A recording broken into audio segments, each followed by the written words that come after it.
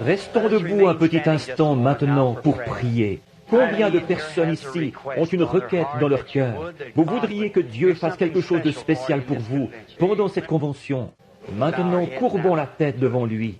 Père Céleste, nous sommes un peuple privilégié d'être rassemblés ici au nom du Seigneur Jésus, dans un pays libre où jusqu'à maintenant nous pouvons t'adorer selon ce que nous dicte notre conscience.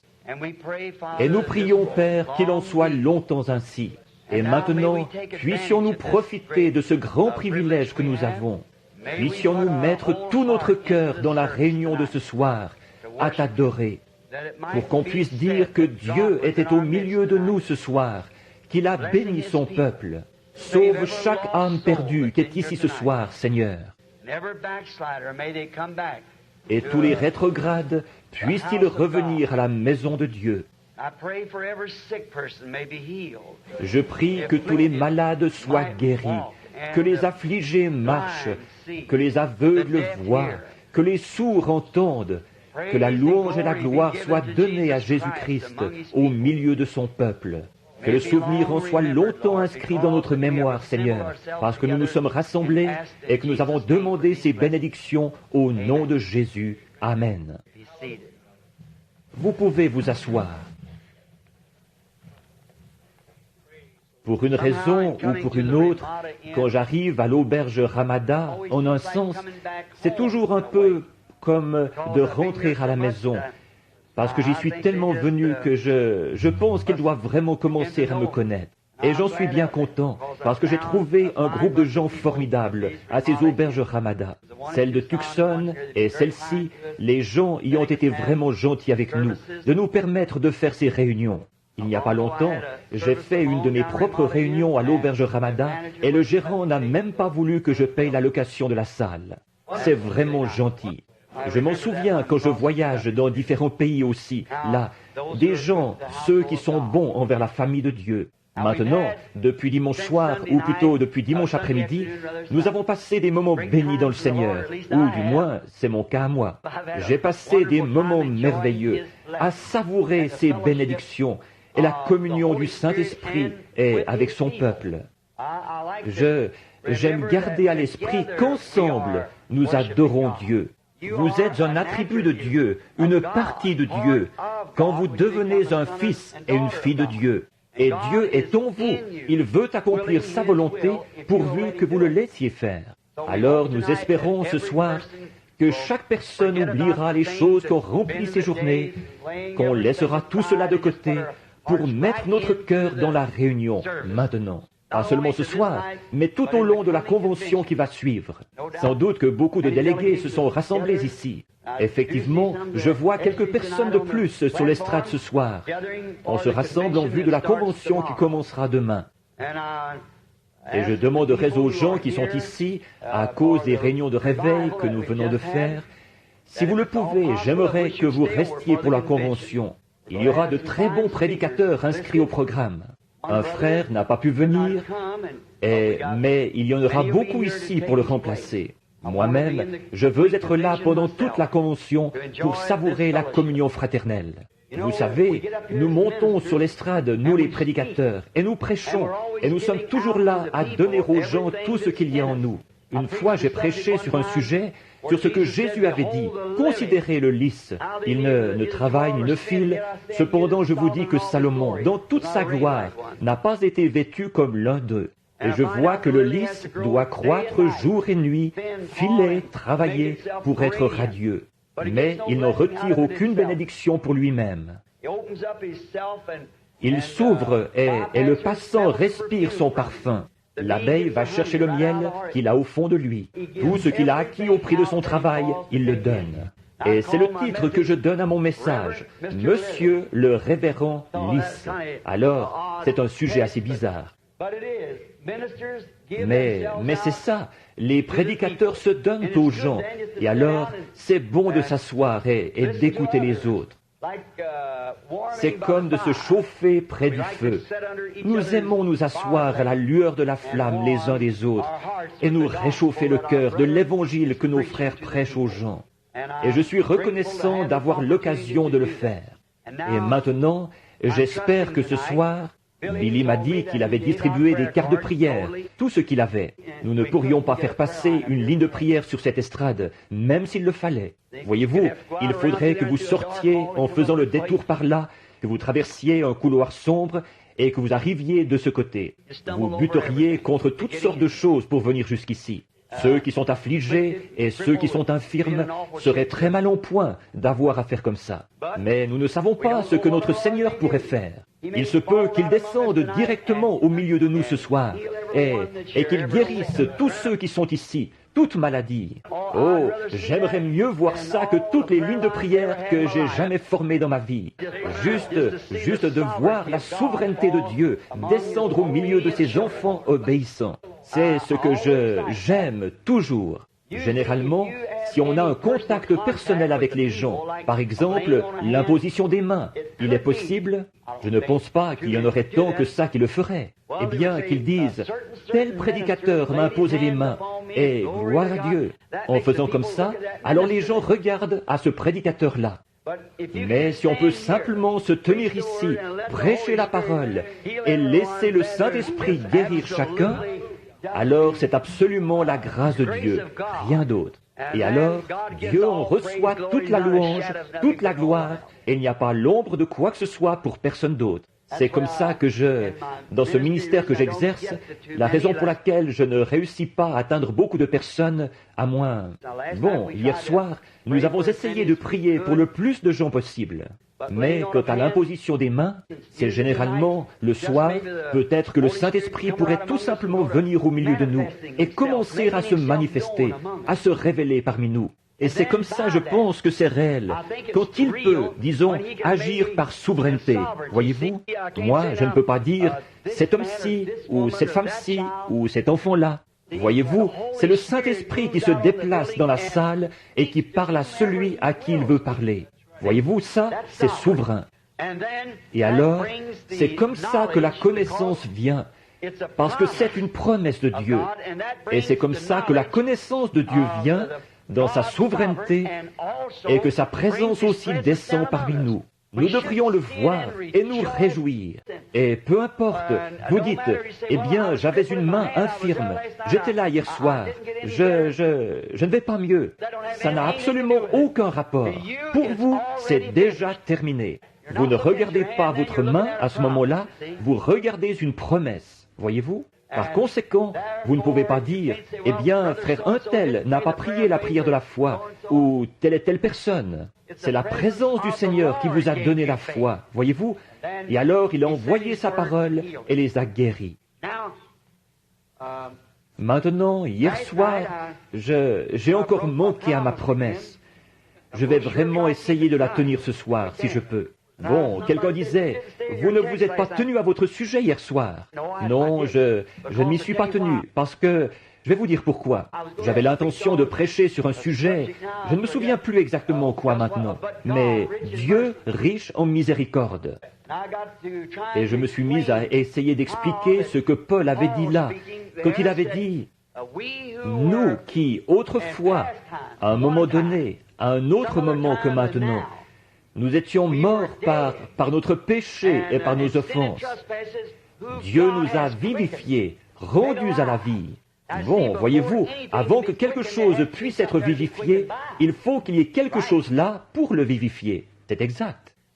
Donc, voyez-vous, si vous étiez dans la prescience de Dieu, alors vous devenez une partie de Dieu. Et le seul moyen pour vous d'être un fils de Dieu ou une fille de Dieu, c'est que vous deviez être une partie de Dieu. Et Dieu n'est pas complet sans vous. Forcément, c'est exact. Parce qu'il y a il n'y a qu'une seule source de vie éternelle, et c'est Dieu. Et lui seul a la vie éternelle. Voyez ? Donc, et vous étiez une partie de lui, en ce sens que vous êtes un attribut, ou que vous étiez dans sa pensée au commencement. Et c'est à cause de ça, parce qu'il pensait à vous au commencement, que vous êtes attirés vers lui. C'est cela qui doit être vivifié. Certaines personnes ne seront jamais vivifiées. Ce n'est tout simplement pas en eux. Un point, c'est tout. C'est comme si vous mettiez un grain de maïs en terre, qui n'est pas... Il aurait beau être d'une très belle apparence. S'il n'a pas en lui le germe de vie, il ne pourra jamais être vivifié. Mais le germe de vie doit d'abord se trouver là. Et j'ai pris la petite histoire de l'aigle qui marchait avec les poules et les poulets, parce qu'il était éclos et qu'il était né là-bas. Mais il n'avait jamais eu le sentiment qu'il était comme ces poulets.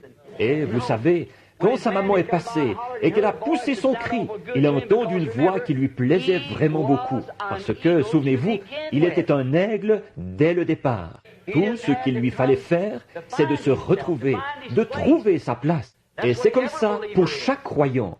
Vous n'êtes pas né pour ce monde-ci. Vous avez été créé à l'image de Dieu pour être un fils de Dieu. Et vous n'êtes pas à votre place dans cette basse-cour d'ici. Vous êtes un aigle. Vous savez, je me suis mis à parler de cet aigle et je n'arrivais plus à revenir sur terre. Alors j'ai prêché trop longtemps et puis j'ai oublié mon sujet. J'ai perdu mes notes et tout le reste. C'était vraiment quelque chose, le moment que j'ai passé là. Mais c'est ça qu'il y a eu. C'était en parlant de cet aigle. Maintenant, puis cet aigle, Dieu, vous savez, Dieu compare ses prophètes à des aigles. Et il se donne le nom d'aigle à lui-même. Il est l'aigle Jéhovah, Papa Aigle. Et s'il se donne ce nom-là, c'est parce que l'aigle peut voler plus haut que tous les oiseaux. Et parce qu'il est conçu différemment de tous les autres oiseaux. Or, il ne construit pas son nid sur le sol, comme les poules et tout, mais il va dans les hauteurs pour y construire son nid. Autre chose, c'est un oiseau bâti d'une manière spéciale.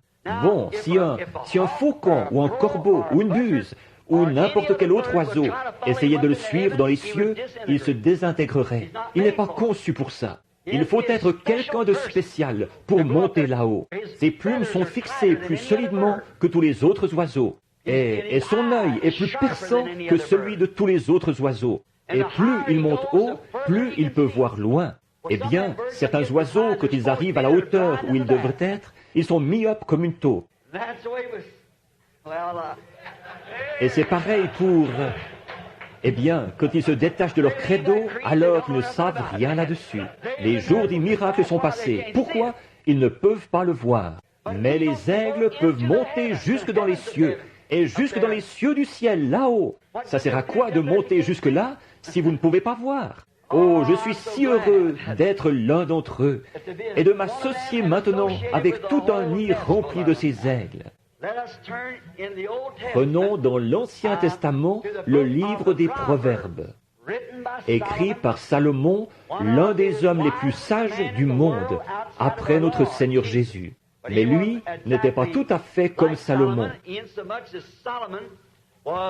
en ce sens que Salomon était un homme qui était né d'une femme et qui avait été engendré par un père terrestre, David. Mais Jésus était un fils né d'une vierge. Et il n'était pas seulement un homme, mais il était Dieu, l'homme Dieu. Il était plus qu'un homme. Il était un homme plus. Voyez? Mais Salomon était seulement un homme comme vous et moi. Et il a demandé à Dieu de la sagesse pour diriger son royaume. Et il a eu un don de sagesse, l'homme le plus intelligent qu'on ait jamais connu après notre Seigneur. Il a écrit les Proverbes, et je trouve qu'ils sont vraiment bien. Et maintenant, nous allons prendre le livre des Proverbes, au chapitre 1, ou plutôt au chapitre 2, et les premiers versets de Proverbes 2, à partir de 1. Proverbe 2, à partir de 1, la suite des conseils que Salomon donne à ses fils. Mon fils, si tu reçois, excusez-moi, c'est Proverbe 3, 1, excusez-moi. J'ai regardé ici dans mon livre et je vois que c'est Proverbe 3, plutôt que 1 ou 2. Excusez-moi, Proverbe 3, 1. Mon fils, n'oublie pas mon enseignement et que ton cœur garde mes commandements, car ils augmenteront la durée de tes jours, les années de ta vie et ta paix. Que la loyauté et la vérité ne t'abandonnent pas. Lis-les à ton cou, écris-les sur les tables de ton cœur. Tu acquerras ainsi grâce et bon sens aux yeux de Dieu et des humains. Confie-toi en l'Éternel de tout ton cœur et ne t'appuie pas sur ton intelligence. Reconnais-le dans toutes tes voies, et c'est lui qui aplanira ton sentier. Oh, je trouve que c'est vraiment le plus beau passage de l'Écriture. Maintenant, j'aimerais prendre comme sujet, tiré du verset 5, « Ne t'appuie pas sur ton intelligence ». Or, voilà un sujet très bizarre pour le jour où nous vivons. Parce qu'aujourd'hui, certainement, qu'on met beaucoup l'accent sur l'instruction et sur l'intelligence, que nous avons des choses en ce jour de savoir. Mais nous voyons que cette déclaration bizarre ici, comme d'autres passages de l'Écriture, elle a sa place. Et nous faisons confiance à Dieu qui nous fera voir quelle est sa place. Aujourd'hui, nous envoyons nos enfants à l'école pour qu'ils acquièrent l'intelligence des choses.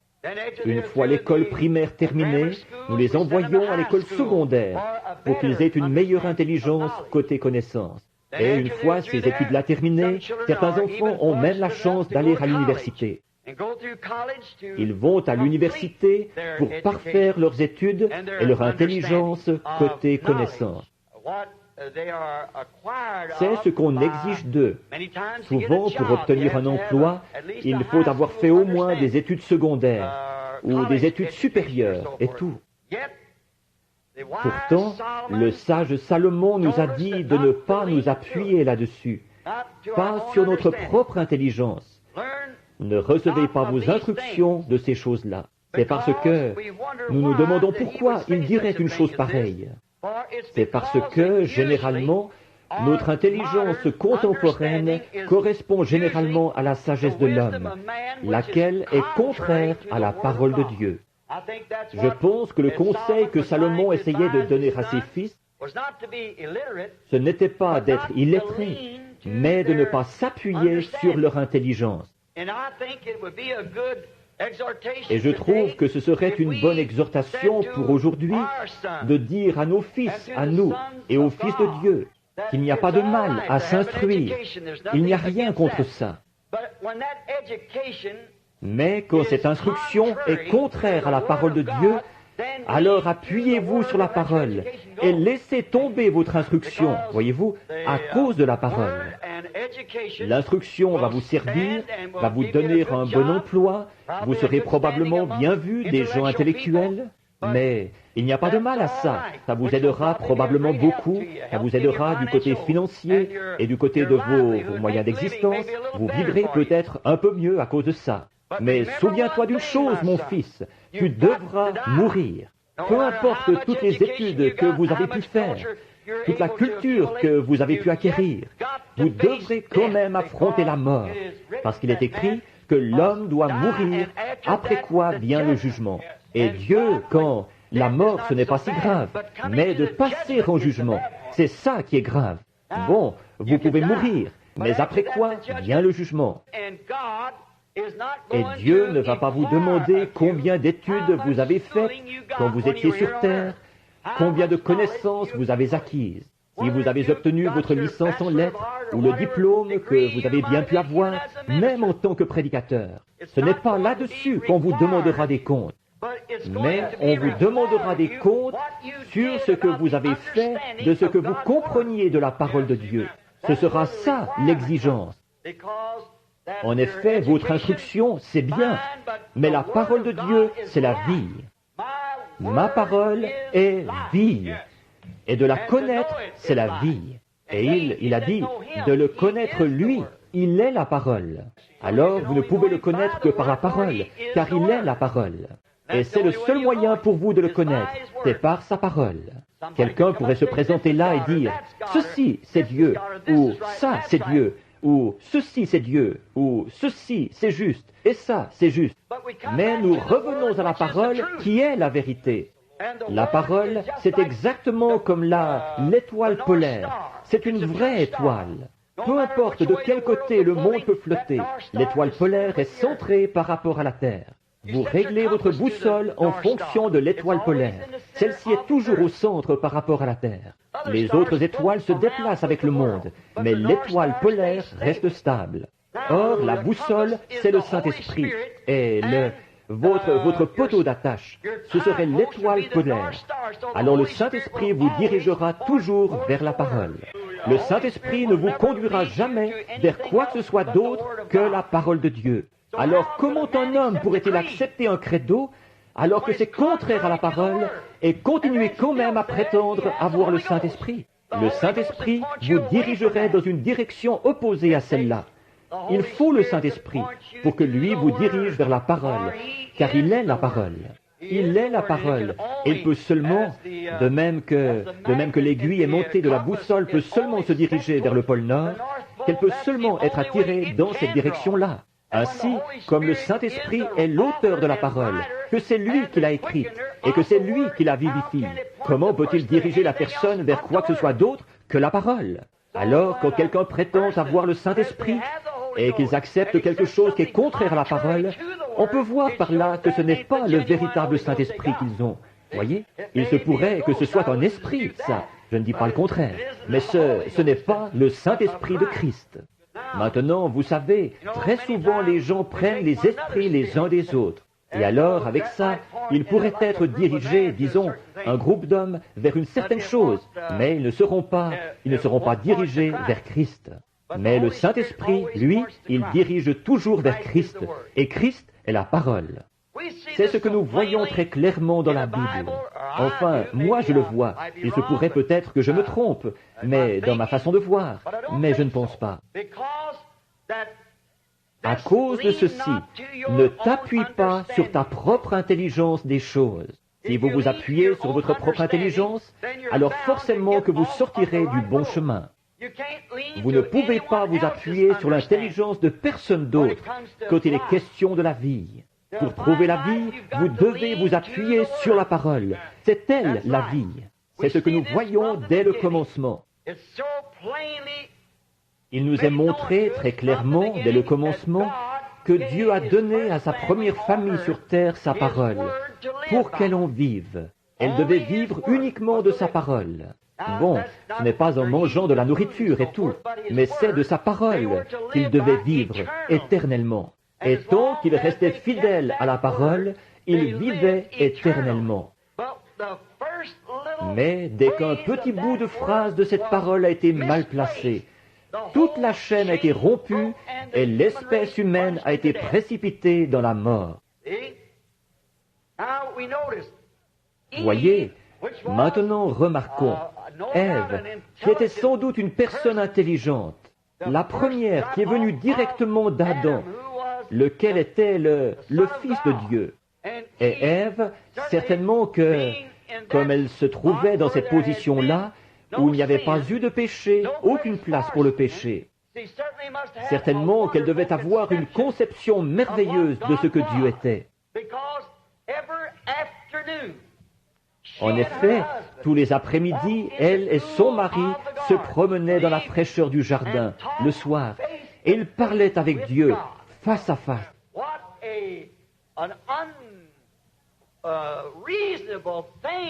Comme c'était insensé qu'une personne qui marchait avec Dieu, face à face, tous les jours, se tourne ensuite vers un raisonnement, quelque chose qui l'a fait raisonner pour la détourner de la parole de Dieu. C'est ce que nous avons encore aujourd'hui.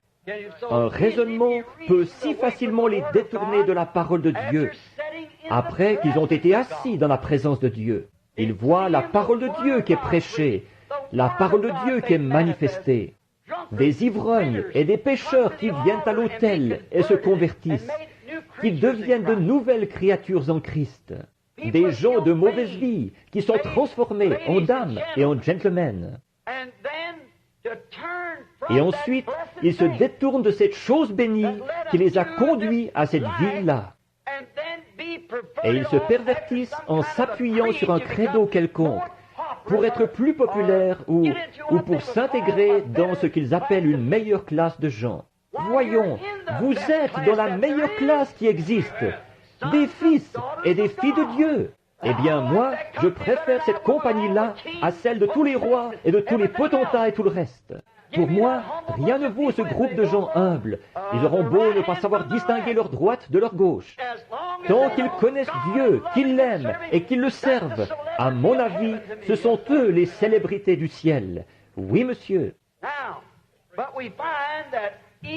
Bon, mais nous voyons qu'Ève s'est laissée facilement convaincre par Satan de se détourner de la parole de Dieu. Elle s'est appuyée sur sa propre intelligence. En effet, Satan lui avait présenté quelque chose qui ne correspondait pas à ce qu'elle comprenait vraiment de Dieu. Mais il lui était dit autre chose par l'ennemi, Satan, elle l'a cru. Maintenant, nous en voyons les résultats. Cela a précipité toute l'espèce humaine dans la mort.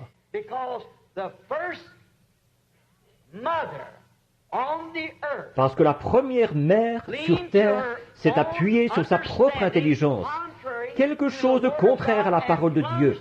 Elle a précipité toute l'espèce humaine dans la mort. Maintenant, croyez-vous cela?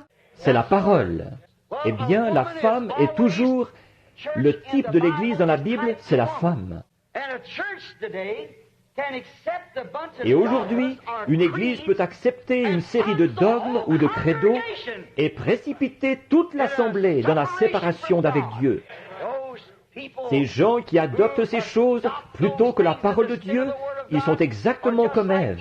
Et c'est ce qui s'est fait maintes et maintes fois, si bien que toute cette génération a été précipitée loin de la parole de Dieu. Quand la parole est manifestée, que la parole est révélée, ils ne veulent pas l'accepter. Parce qu'ils ne veulent pas, parce qu'ils s'appuient sur leur propre intelligence. Cette église a été construite ici. C'est un bâtiment magnifique. C'est une grande organisation. Elle est membre d'un grand corps de gens. Pourquoi est-ce qu'on ne devrait pas en faire partie? Je vais m'appuyer dessus. Ne vous appuyez pas sur votre propre intelligence, mais appuyez-vous sur la parole du Seigneur. Donc finalement, toute l'espèce est retrouvée dans la mort, comme je le disais. C'est la même chose maintenant pour les nombreuses personnes qui se reposent sur leur propre intelligence, sur leurs dogmes et leurs credos et tout, en déclarant que la parole de Dieu n'est pas entièrement vraie, qu'une partie est inspirée et qu'une autre partie ne l'est pas. Comment pouvez-vous avoir la foi dans une Bible dont une partie est inspirée et l'autre non? Si une seule citation est fausse, alors toute la chose pourrait bien être fausse. Il faut qu'elle soit toute vraie, tout à fait vraie. Et certaines de ces soi-disant écoles bibliques perverties qui enseignent la connaissance humaine, une accumulation, où on se réunit en conseil et on dit « Maintenant, écoutez, si les jours des miracles, ils ont pris fin aux jours des apôtres, et bien des hommes qui relèvent de l'évêque ou des hommes haut placés s'assiéront là et ils diront « Eh bien, si je peux seulement être d'accord avec lui, sans doute peut-être que je pourrais lui succéder. » Vous voyez, alors vous vous appuyez sur votre propre intelligence, au lieu de vous tenir debout pour défendre la parole de Dieu. C'est ce qui cause ces choses. Il y a quelque temps, j'ai été engagé dans un litige pour une affaire d'impôt. Et il disait, mais vos administrateurs ne sont que des marionnettes, j'imagine. J'ai dit, si j'avais sur le conseil un administrateur qui ne soit pas du même avis et qui ne se lève pas, quel que soit celui qui parlerait sur le sujet, pour exprimer son opinion personnelle, je l'exclurais du conseil. Oui, monsieur. Même si ça allait à l'encontre de ce que moi je crois, je voudrais qu'il exprime ce que lui pense qui est juste. C'est pour ça que je l'ai placé là, pour voir ce qu'il en dira. Mais c'est ce que nous trouvons chez nous. Remarquez, Jésus a dit dans Jean 10, « Mes brebis connaissent ma voix. » Une voix, bien sûr, c'est sa parole, quand il parle. « Mes brebis connaissent ma voix. » Ils ont eu la preuve que ma voix est la vraie. Elle a été confirmée comme quoi il s'agit bien de ma voix. Maintenant, remarquez, ils ne sont pas sujets à suivre aucune autre voie. Ils ne le feront pas. Mes brebis connaissent ma voix, et elles ne suivront pas un étranger. Autrement dit, elles ne comprendront pas une voie théologique qui donne un enseignement contraire à la parole. Les brebis ne comprennent pas ça, pas plus que l'aigle d'hier soir ne pouvait comprendre le gloussement de la poule. Elles ne le comprennent pas, parce qu'il était un aigle. Et c'est pareil pour un véritable enfant de Dieu né de nouveau. Ils comprennent seulement les choses qui sont de Dieu. Maintenant, quelqu'un dirait, eh bien, écoute, là, tu pourrais faire ceci, je pense. Je crois que ce n'est pas comme ceci. Je crois que les jours des miracles sont passés. Je ne crois pas que c'est de la guérison divine, ça. Je ne crois pas ceci. Or, un véritable chrétien né de nouveau, ses oreilles ne retiendront jamais ça. Il ne le comprend pas du tout. Et comment un homme qui croit en Dieu et qui peut lire la Bible et voir qu'il est le même hier, aujourd'hui et pour toujours, peut-il arriver à accepter une chose pareille? Je ne le comprends pas. Donc, ils ne s'appuient pas sur leur propre intelligence, comme par exemple un bébé. Prenez un petit bébé qui est né et qui s'est appuyé une fois sur le sein de sa mère, qui a tété son lait chaud, appuyé sa petite tête sur son sein, même s'il n'est âgé que de quelques heures. Un jour ou deux plus tard, retirez-lui sa mère et remettez-le au sein d'une mère étrangère. Les petits pieds en l'air, il va gigoter et hurler. Ce n'est pas sa mère. Voyez-vous, il a déjà en lui quelque chose, parce qu'il est une partie de cette mère. Déjà là, la nature lui a fourni un moyen de reconnaître sa propre maman. Et si la nature a fourni au bébé le moyen de reconnaître sa mère, qui lui a donné naissance, combien plus un fils de Dieu qui est né de l'Esprit de Dieu? Il connaît sa maman. Il sait parce qu'il est né de la parole, et il comprend la parole. Mettez-le dans un lieu étranger, certainement qu'il ne sera pas à sa place. Il sortira de là à toute vitesse. En effet, il ne s'appuie pas. Quelqu'un dira, « Attends là, mon chéri, c'est elle ta maman à présent. » Ce n'est pas sa maman, parce qu'il a un moyen de reconnaître qu'il est une partie de cette mère-là. C'est sa mère. Personne d'autre ne pourra jamais la remplacer. Il reconnaît sa mère à lui. Remarquez comme c'est vraiment le cas, que Dieu a créé toutes choses selon son espèce. Le bétail selon son espèce. Souvent, quand nous faisions le rassemblement du bétail, nous rabattions des troupeaux complets de bétail. Et les petits veaux, je me demandais comment ils feraient pour reconnaître leur maman. Or, elles descendaient des montagnes, toutes les bêtes mélangées. Une vache qui est avec le veau, un petit veau affamé. Peut-être qu'il pourra téter un peu une autre mère s'il est vraiment affamé. Mais quand nous les arrêtons, dans la plaine, la maman va chercher son petit dans ce rassemblement de vaches et de veaux, jusqu'à ce qu'elle le trouve. Et le veau court trouver sa mère. Elle connaît son petit gémissement, et lui, il connaît son mugissement. Elle mugit parce qu'elle veut son veau, et les autres mères mugissent, si bien qu'on ne s'entend même plus penser. Mais ce petit veau va aller vers cet appel particulier de sa mère, parce qu'il est une partie de cette mère. Et un chrétien né de nouveau du ciel, il est une partie de cette parole. Exact. Il ne suivra pas une autre maman. Il est une partie de la parole. Il s'en tient à la parole. Si la trompette rend un son confus, qui pourra se préparer au combat, a dit Paul. Il connaît le son de la parole. Remarquez ce qu'il en est, la main prédestinée de Dieu qui est avec eux du début à la fin. Il sait qu'il a été destiné à cela, qu'il s'est trouvé dans la vérité de l'Évangile. Il sait qu'il est né de l'Esprit de Dieu. Il sait que l'Esprit de Dieu ne peut pas nier la parole de Dieu. Par conséquent, il ne suivra pas un étranger. Remarquez comme... Je regardais une note ici que j'avais écrite là. Je n'y avais pas fait attention. Mais quand mes yeux sont tombés sur le passage de l'Écriture, j'ai pensé y faire de nouveau référence. Remarquez comme ces brebis prédestinées à lui l'ont suivi à l'époque même des plus grands théologiens qu'on ait jamais eus. Ils sont sortis sans hésiter parce qu'ils l'ont reconnu. Ils savaient ce que la parole avait promis pour ce jour-là. Ils savaient à quoi ressemblerait le Messie quand il viendrait. Et Simon-Pierre est venu vers lui. À ce moment-là, il n'était encore que Simon. André avait essayé de lui en parler. Cet homme est le Messie. Bon, Simon, évidemment, il était peut-être un peu entêté. Il ne voulait pas y aller.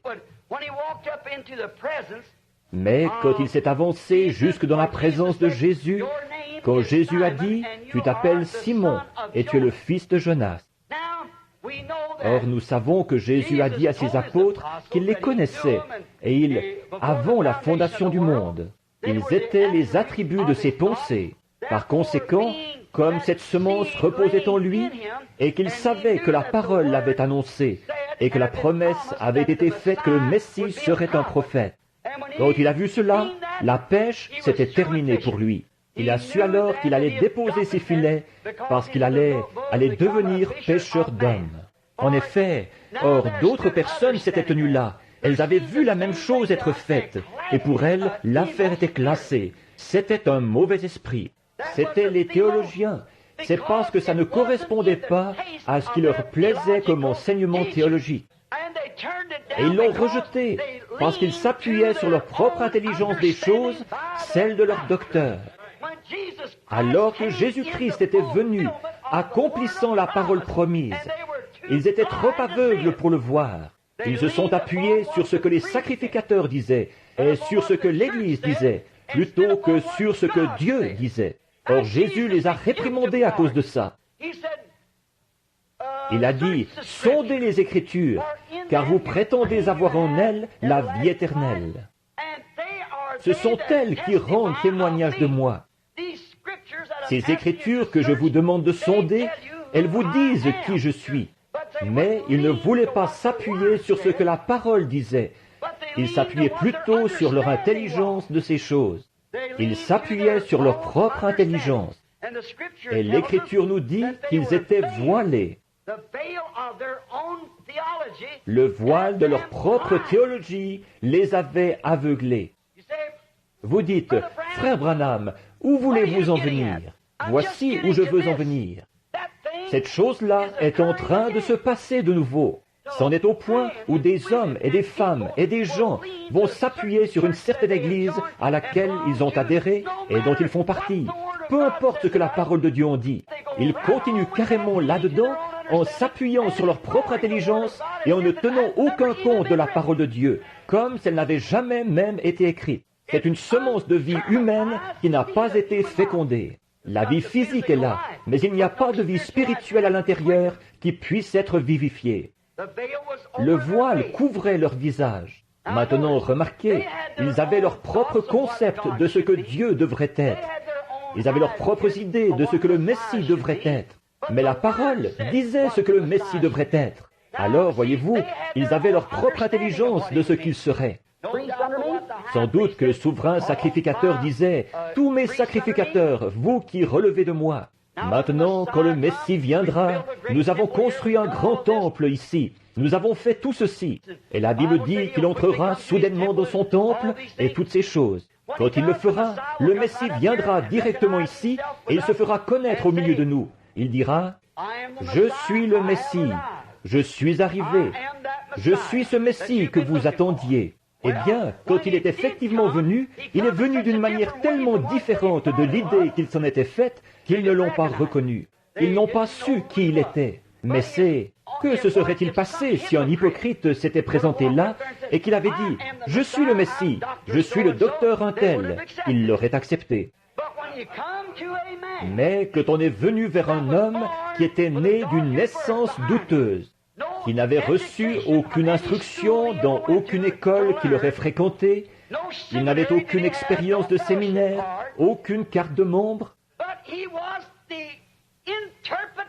mais il était l'interprétation de la parole de Dieu manifestée. Les œuvres que je fais vous déclarent qui je suis. Si je ne fais pas les œuvres dont il avait été promis que je les ferais, alors ne me croyez pas. Est-ce que nous ne pourrions pas appliquer ça à ce jour-ci? Quand le Saint-Esprit vient, ils veulent appliquer ça à un autre âge. Quand il vient avec l'action et les démonstrations de sa puissance de vie éternelle, les gens veulent appeler ça du fanatisme déchaîné. Pourquoi? Ils s'appuient sur leur propre intelligence et non sur la parole du Seigneur. Vous savez que c'est vrai. L'identification, l'interprétation que Dieu donne lui-même, c'est la manifestation de la promesse. Peut-être que je vais le dire pour que ce soit encore un peu plus clair. Quand Dieu prononce la parole, il n'a pas besoin d'aucun homme, d'aucune femme, ni de personne d'autre pour en donner le sens. Quand il a dit, eh bien vous dites, Dieu, c'est ceci qu'il a voulu dire. Dieu, ce qu'il veut dire, il le dit. Et c'est exactement ce qu'il veut dire. Voyez? Or, comment interprète-t-il sa propre parole? En l'accomplissant. La Bible dit, une vierge concevra, et elle l'a fait. Ça ne demande aucune interprétation. Dieu a dit qu'il y ait de la lumière, et il y en a eu. Ça ne demande aucune interprétation. Dieu a aussi dit qu'en ces derniers jours, il répandrait son esprit sur toute chair. Et il l'a fait. Ça ne demande aucune interprétation. Tout ce que ça demande, c'est une acceptation. Quelqu'un qui acceptera ce que Dieu a fait. Ça ne demande pas d'interprétation. Dieu interprète sa propre parole. Dieu a promis ces choses que nous voyons jour après jour. Il a promis de les accomplir au dernier jour. Les gens d'aujourd'hui, comme à cette époque-là, ils s'appuient sur leur propre intelligence. Mon pasteur dit que c'est du fanatisme. Mais la Bible a dit que ces choses se produiraient. Vous allez vous appuyer sur l'intelligence de qui? La Bible a promis que dans les derniers jours, l'âge de l'église de Laodicée se serait tellement enrichi et serait tellement suffi qu'il se suffirait. Je suis riche, je n'ai besoin de rien. Je suis assise en reine. Elle est riche. Et il a dit, tu ne sais pas que tu es misérable. Or ça, c'est l'âge de l'Église en entier. L'Église.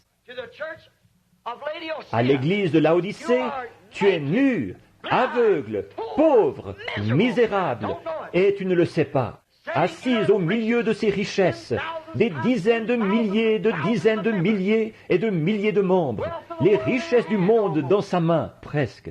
Si on met tout ça ensemble, à ce jour, l'Église catholique et les protestants, alors qu'ils sont en train de s'unir, ils possèdent les richesses du monde. Notre pays est fauché, ou presque. Nous empruntons sur des impôts qui seront perçus dans 40 ans, à ce qu'on me dit, selon ce qu'ils ont dit à l'émission Lifeline. Les impôts que nous dépensons en ce moment seront perçus dans 40 ans. Mon petit-fils, si Jésus tarde, les impôts qu'il payera quand il aura 40 ans, c'est ce que nous dépensons en ce moment. Nous envoyons ça pour aider les pays étrangers, alors que les Indiens de chez nous et tout, ils crèvent de faim. Nous essayons d'acheter la fraternité. La fraternité, ça ne s'achète pas. Un ami, ça ne s'achète pas. Non, mais voilà ce que nous faisons. Voilà notre système. Ils imposent les gens tout ce qu'ils peuvent récolter. Impôts, impôts, impôts. Et la dette de guerre que nous avons contractée à cause des politiciens ne sera pas réglée avant des centaines d'années encore, je suppose. Et bon, nous ne devrions pas être dans cet état-là. Nous n'avons aucune raison d'être dans cet état-là. Mais les églises, elles se sont enrichies. Presque toutes les richesses du monde, dit la Bible, se trouvent dans l'Église catholique. C'est pour ça que la Russie l'a expulsé, que la Russie l'a excommunié. C'est ça qui était la source même du communisme. C'est parce que l'Église enseignait qu'elle était quelque chose, alors qu'elle n'était pas différente du reste du monde. Quand nous étions en Finlande, là-bas, que ce petit garçon a été ressuscité des morts, ces soldats russes se mettaient au garde à vous et ils disaient « Nous recevrons un Dieu qui peut ressusciter les morts. » Nous avons construit des dénominations et des écoles et des bâtiments, mais nous n'avons pas fait ce que Jésus nous avait dit de faire, c'est-à-dire de prêcher l'Évangile. Nous avons cherché à instruire le monde. Il n'a jamais dit « Instruisez le monde. Celui qui sera instruit sera sauvé. » Vous devez naître de nouveau, être rempli du Saint-Esprit. Voilà pourquoi nous avons échoué si lamentablement partout. Voyez-vous, nous avons les richesses, nous l'avons ça. Maintenant, qu'est-ce qui va arriver?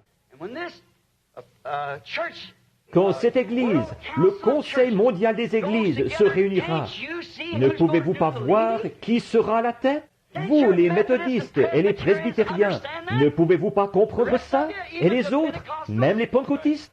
Vous dites que vous n'y entrerez pas. Ou bien vous y entrerez, ou bien vous démantellerez votre dénomination. De deux choses l'une. C'est là, devant vous, vous devrez le faire. C'est une contrainte, la marque de la bête. Et c'est exactement ça. Le système dénominationnel, c'est carrément, je peux le prouver par la Bible, la marque de la bête. Elle était une prostituée. Ses filles étaient des prostituées. Et nous savons que c'est la vérité. La religion organisée, c'est contraire à la parole. Et les principes sur lesquels elle se fonde sont antichrists. tout ce qu'on trouve là-dedans n'est pas antichrist. Mais les principes sur lesquels elle se fonde, son système est antichrist, parce qu'il est contraire à la parole de Dieu. Tous les systèmes organisés sont comme ça. Voilà, voyez-vous, et vous vous appuyez sur quelqu'un d'autre, sur leur intelligence, au lieu de vous appuyer sur l'intelligence de Dieu, ce que Dieu en a dit. C'est pour ça que c'est faux. Des jeunes hommes vont dans les séminaires qui fournissent une bonne instruction. Ils vont à ces écoles, soi-disant bibliques. Et peut-être qu'ils ont un appel de Dieu dans leur cœur. Ils vont là-bas et ils sont tellement endoctrinés, gagnés à un point de vue. Là, un tel l'a dit, l'évêque un tel, celui-ci l'a dit, celui-là l'a dit. Les hommes réunis en conseil sont d'accord que c'est comme ceci que ça devrait être. Ce que qui que ce soit peut dire, ça m'est égal. Jésus a dit que toute parole d'homme soit un mensonge et que la mienne soit la vérité. Peu importe de qui c'est la parole, que la mienne soit la vérité. Maintenant, comment reconnaître ce qui est la vérité? Quand la Bible déclare que quelque chose arrivera, que quelque chose se produira, et que la chose arrive telle qu'elle. Or, la Bible dit, on a trouvé chez elle les richesses du monde, l'or, l'argent. Donc, si notre économie est basée sur l'étalon or, et que nous sommes fauchés, maintenant qu'est-ce qui va arriver? Qu'est-ce qui va arriver? Vous savez, les riches de cette nation, les grandes usines, les manias du whisky et du tabac et ainsi de suite, comme ça, ils n'accepteront pas de changer la monnaie. Alors, la seule chose à faire, ce sera d'emprunter. Et il n'y a qu'un seul endroit où nous pouvons l'emprunter. Et à ce moment-là, nous y vendrons notre droit d'aînesse. C'est exact. Alors, qu'est-ce que vous ferez? Vous êtes la propriété de ce système.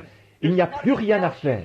Oh, les amis, ne pensez pas que Vous pensez peut-être que je suis fou, mais quand la mort aura fait taire ma voix, ces bandes continueront à jouer, et vous reconnaîtrez que ce que j'ai dit s'est accompli.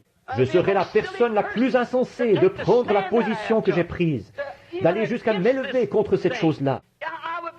Je serai contre Dieu.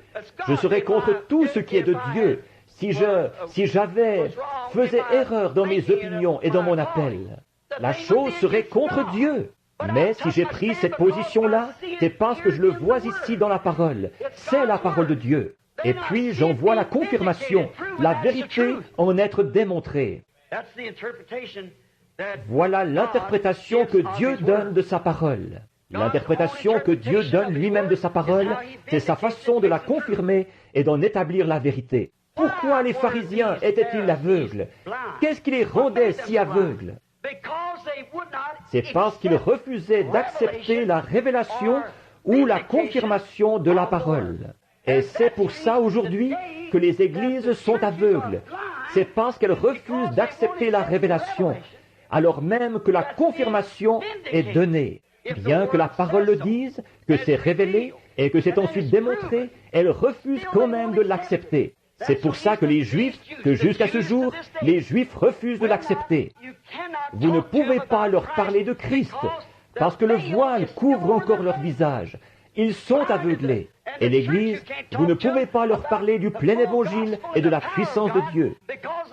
Parce que le Dieu de ce siècle les a aveuglés devant les vérités de Dieu et qu'ils s'appuient sur leur propre intelligence. Alors que les femmes entrent dans l'Église et qu'elles se coupent les cheveux, parce que leur pasteur leur dit « Oh, il n'y a pas de mal à ça, cet homme-là est fou. » Mais la Bible dit qu'elle agit mal quand elle fait ça, que Dieu refuse d'entendre ses prières. Et certaines de ces femmes-là ajoutent encore à la honte en essayant de se faire prédicateur. À ce moment-là, elle a fait deux choses. La Bible dit qu'elle ne doit pas faire ça, rien de tout ça. Mais l'Église, l'organisation, va accepter ces choses. Elle leur donnera cette femme, elle l'enverra là-bas. Ils s'appuient sur leur propre intelligence. Une seule parole de Dieu, mal placée ou mal interprétée, ou qui n'est pas acceptée, rompt toute la chaîne.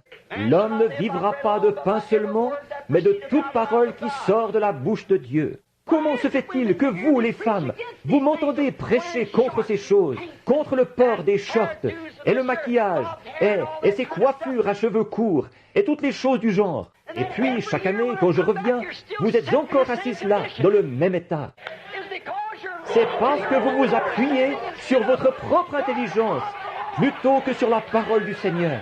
Et vous, les pasteurs, pourquoi ne faites-vous pas le ménage dans votre Église? Parce que vous vous fiez à votre credo dénominationnel plutôt qu'à la parole du Seigneur. C'est vrai. Ne vous appuyez pas sur votre propre intelligence. Eh bien, ne vous appuyez pas sur votre propre intelligence, mais sur la parole du Seigneur. Il ne voulait pas l'accepter parce qu'il ne voulait pas en accepter la confirmation. Jésus est venu avec un évangile, exactement comme il avait dit qu'il viendrait. Même que souvent, Jean a été un peu déboussolé quand on l'a mis en prison et qu'il était là. Il avait prêché que le Messie viendrait avec son vent à la main. Il nettoierait son air et il brûlerait la paille dans un feu qui ne s'éteint point et amasserait le blé dans le grenier. L'Esprit de Dieu qui sortait, qui jaillissait de lui comme une source. Et alors, quand il a vu venir Jésus, cette espèce de petit homme doux et humble, on lui marchait sur les pieds, il devait s'enfuir ici pour sauver sa peau, et là-bas. Mais Jean ne comprenait pas. Alors il a envoyé quelques-uns de ses disciples voir Jésus pour lui demander s'il était réellement celui-là. Comme c'était déshonorant pour Jésus, après que ce prophète s'était tenu là, dans l'eau, avec la parole de Dieu. Il avait dit, je l'ai reconnu, parce que j'ai vu le Saint-Esprit comme une colombe, Dieu descendre du ciel comme une colombe et entrer en lui. Et j'ai entendu une voix qui a fait entendre du ciel ces mots, celui-ci est mon fils bien-aimé. Et après ça, Jean a dit, allez lui demander si réellement c'était lui, ou devons-nous en attendre un autre. Or, Jésus ne lui a pas du tout envoyé un traité sur la façon de bien se conduire en prison, ou sur l'Église à laquelle il aurait dû adhérer. Mais il a dit, restez un peu avec nous et observez ce qui se passe. Et après, allez montrer à Jean les choses que vous avez vues et faites. En effet, ces œuvres qu'il faisait confirmaient qu'il était le Messie, le Fils de Dieu. Heureux celui pour qui je ne suis pas une occasion de chute. C'est devenu une occasion de chute pour tant de gens. Il est si facile pour tant de gens de trouver dans la parole de Dieu une occasion de chute. Elle va à l'encontre. Ils veulent s'appuyer sur leur propre intelligence. Ils ne veulent pas accepter la parole du Seigneur. Alors, forcément, qu'ils vont tout simplement suivre la voie qu'on leur a enseigné de suivre. Et la voie qui leur est enseignée, leur Église s'appuie dessus. Peu importe que Dieu ait promis qu'il enverrait la pluie, qu'il y aurait de la pluie le matin, si l'Église dit « ça ne tient pas debout », ils vont croire l'Église plutôt que Dieu. Pourquoi ça? Ils sont nés de l'Église. Mais un homme qui est né de Dieu, il est de la semence de Dieu. Et la semence de Dieu, c'est la parole de Dieu. Et il vit uniquement de cela. C'est sa vie. Donc, ils s'appuyaient sur leur propre intelligence, mais ils ne voulaient pas s'appuyer sur la parole de Dieu. Ils savaient ce qu'il en était. C'était dans l'Écriture. Ils ont dit que c'était un mauvais esprit, cet homme-là. Pourquoi ça? Leur sacrificateur avait dit, tous ceux qui iront entendre prêcher cet homme seront exclus de la synagogue. À un moment donné, un homme qui avait été aveugle a été guéri par Jésus. Même ses parents, ils étaient vraiment heureux de sa guérison, mais ils avaient peur de confesser que c'était Jésus qui l'avait opéré. Et oui, il a dit, est-ce là votre fils? Il a dit, oui. Il a dit, qui l'a guéri? Il a dit, je ne sais pas. Il a dit, il a de l'âge. Interrogez-le lui-même. Il parlera de ce qui le concerne. En effet, il avait été dit que tout homme qui s'appuierait sur son intelligence à lui, Christ, plutôt que sur leur intelligence à eux, serait exclu de leur Église. N'est-ce pas exactement la même chose maintenant? Je vous pose carrément la question. C'est exact, ça se dessine de la même façon. Qu'importe que Dieu peut faire, il faut que ça concorde avec leur propre intelligence des choses, et non avec ce que Dieu confirme qui est la vérité. Bon, mais cet homme-là, il a eu la réponse. Il a dit, qui t'a guéri? Il a dit, celui qu'on appelle Jésus de Nazareth. Il a dit, c'est un pécheur, nous ne savons d'où il vient. Il a dit, c'est une chose étrange ça. Vous êtes censés être les conducteurs de cette heure. Et voici un homme qui a ouvert mes yeux, ce qui n'a pas été fait depuis le commencement du monde, et pourtant vous dites que vous ne savez pas d'où il vient. Oh là là! Pourquoi? Ils s'appuyaient sur leur propre intelligence, plutôt que sur la parole du Seigneur. En effet, Ésaïe avait dit que les aveugles verraient, que le boiteux sauterait comme un cerf, que les déserts éclateraient en cris de joie. Mais voyez-vous, ils se sont appuyés sur leur propre intelligence et non sur la parole, sur leur propre système qu'ils avaient établi. Maintenant, remarquez, les églises d'aujourd'hui font pareil. Elles se sont formées une super race d'intelligence par leur système dénominationnel. Ils ont une super intelligence des choses, tellement qu'ils ne veulent pas que personne y touche, que personne n'entre à moins de faire partie de leur groupe. Ne me dites pas le contraire. J'habite à Tucson, en Arizona. Je suis arrivé là-bas il y a 3 ans. J'ai eu une rencontre avec le conseil des églises et j'ai dit, je ne suis pas du tout venu pour établir une église. Je suis venu pour fraterniser avec vous. Je suis venu pour vous aider. Je suis missionnaire, évangéliste. C'est ce que je fais. Ils ont dit, venez-vous vous installer ici pour établir une église? J'ai dit, non monsieur. Je suis venu, si je voulais une église, j'en ai une dans l'Indiana. J'ai dit, je suis venu ici parce que le Seigneur m'a conduit à venir ici, par une vision. Je vais rester pendant quelque temps là, à moins qu'il me conduise ailleurs. Mais je ne suis pas du tout venu pour établir une église. Je suis venu pour vous aider, vous les frères. Ça, c'est il y a 3 ans. Je n'ai pas reçu une seule invitation nulle part. Pourquoi? Parce qu'ils se sont réunis tout de suite après et qu'ils ont dit que tout homme qui me ferait venir derrière sa chair, qu'ils excommunieraient ce prédicateur-là. Voyez? Pourquoi? Ils s'appuient sur leur propre intelligence. Certainement, ceux-là, ce sont les soi-disant. Ils se forment leur super intelligence des choses. Si vous ne mettez pas votre nom sur leur registre, vous êtes perdu. Un ministre me disait ça. Oh, vous dites, ça c'était une espèce d'imposteur. C'était un pentecôtiste. Jack Moore et moi, nous nous sommes assis là à l'écouter à Dallas, au Texas. Il disait qu'il allait devoir ôter un homme de sur leur registre. J'ai dit, pourquoi? Parce qu'il a fraternisé avec vous. J'ai dit, eh bien, ôtez-le. Il a dit, eh bien, à ce moment-là, il est perdu. J'ai dit, perdu? Mais il a dit, si son nom n'est pas sur le registre. J'ai dit, vous voulez dire que vous êtes surveillant général et vous croyez ça? Il a dit, c'est la vérité. J'ai dit, raccrochez, monsieur. Ce n'est pas la grâce de Dieu, ça, voyez-vous? Nous avons tous, en effet, été baptisés dans un seul esprit pour former un seul corps. Et nous devenons membres de ce corps. La marque que vous portez, ça m'est égal. Ça n'a rien à y voir. C'est carrément par une naissance que vous êtes un chrétien. Et c'est le seul moyen. C'est le seul moyen pour vous d'en être un. Ce n'est pas par adhésion, pas par des credos, pas en excitant ceci ou récitant ceci, ou quoi que ce soit d'autre, ni par l'instruction, la théologie. Vous êtes un chrétien quand vous êtes né de nouveau, et vous ne pouvez pas naître de nouveau à moins d'avoir été élu à naître de nouveau. Car nul ne peut venir à moi si mon Père ne l'attire, et tous ceux que mon Père m'a donnés viendront. Amen.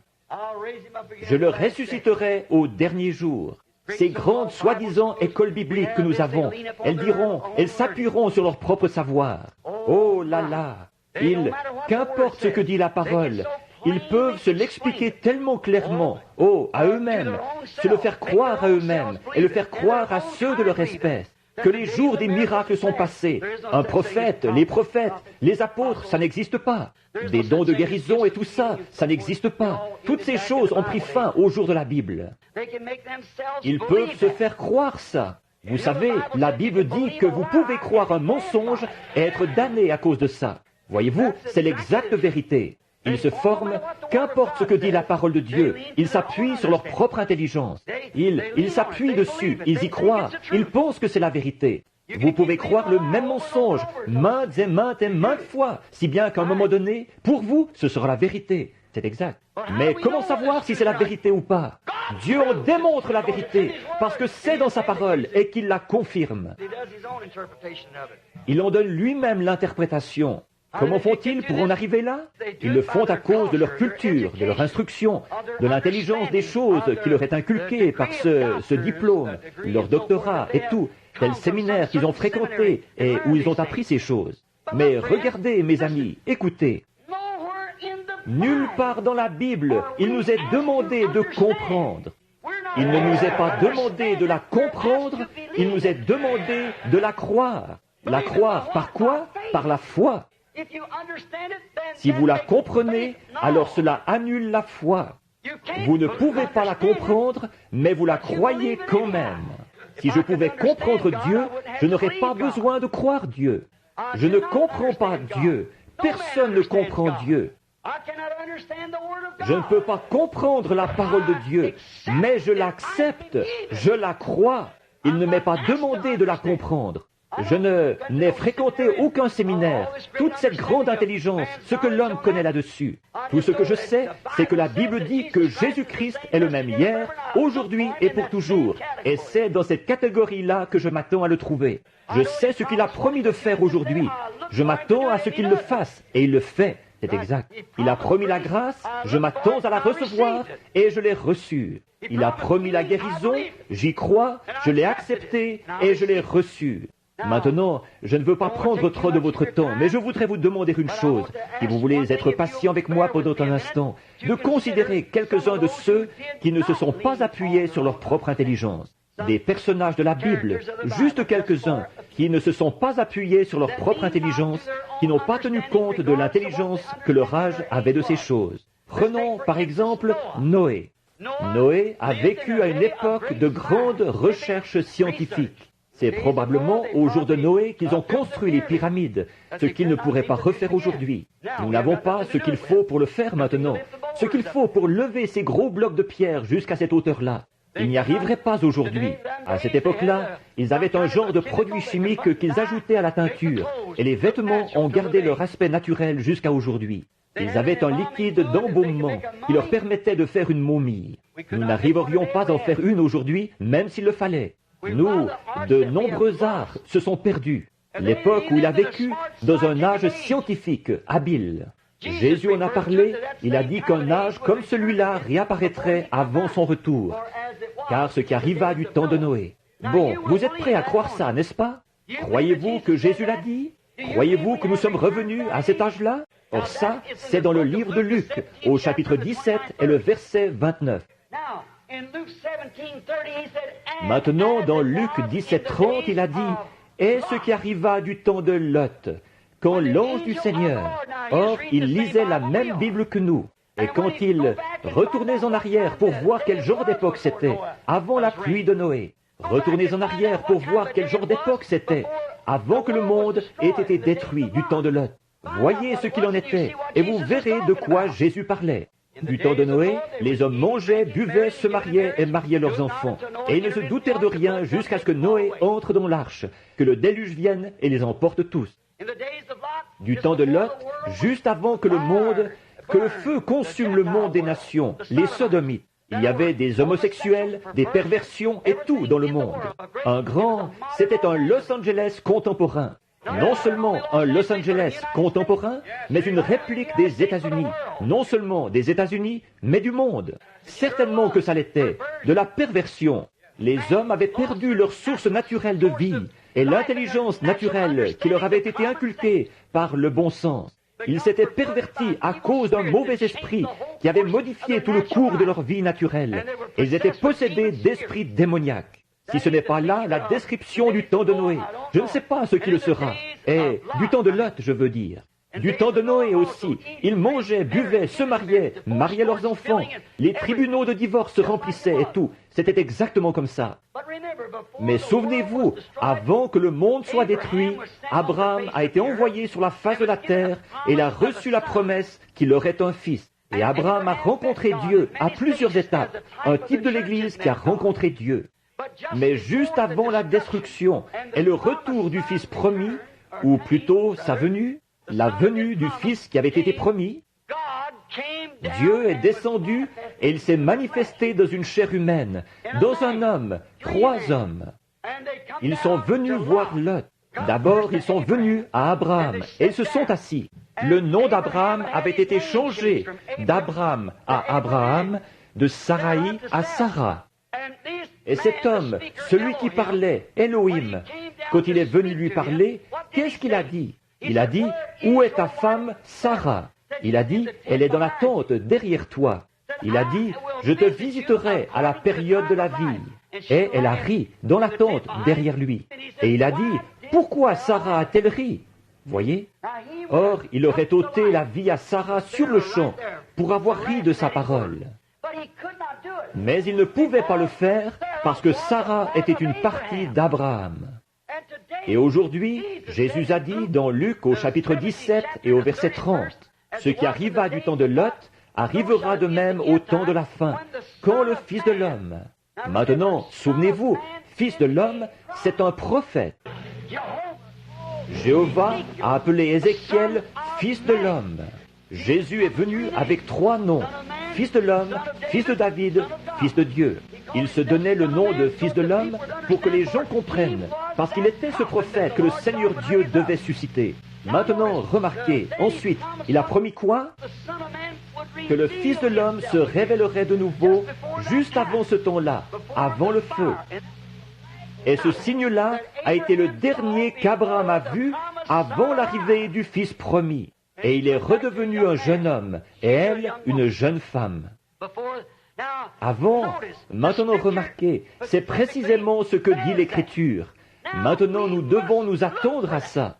Et alors, si nous voyons le monde dans la perversion et les choses qu'on y trouve aujourd'hui et la façon dont ça se passe, alors comment pouvons-nous dire que cette partie-là est vraie et ne pas dire que l'autre aussi est vraie? C'est parce que quelqu'un, vous vous appuyez sur leur intelligence à eux et non sur l'intelligence du prince de la vie qui était cette personne là avec eux à la porte de Sodome. Maintenant, nous remarquons, nous ne nous appuyons pas sur notre propre intelligence. Noé ne s'est pas appuyé sur son intelligence. C'était un grand âge de science, mais il ne s'est pas appuyé sur l'intelligence qu'il avait de son époque. Mais il s'est appuyé sur la promesse de Dieu, et il a agi par la puissance de Dieu. Il a préparé une arche pour sauver sa famille, alors que c'était carrément contraire au bon sens. Il n'y avait pas d'eau là-haut. Il n'y en avait jamais eu. Mais il savait que si Dieu avait dit qu'il y en aurait, il y en aurait. Alors, il ne s'est pas appuyé sur sa propre intelligence, mais c'est par la foi qu'il a agi, selon la parole de la promesse de Dieu. L'Esprit l'a poussé et il a agi. Abraham, il ne s'est pas appuyé sur l'intelligence qu'il avait de la vie humaine.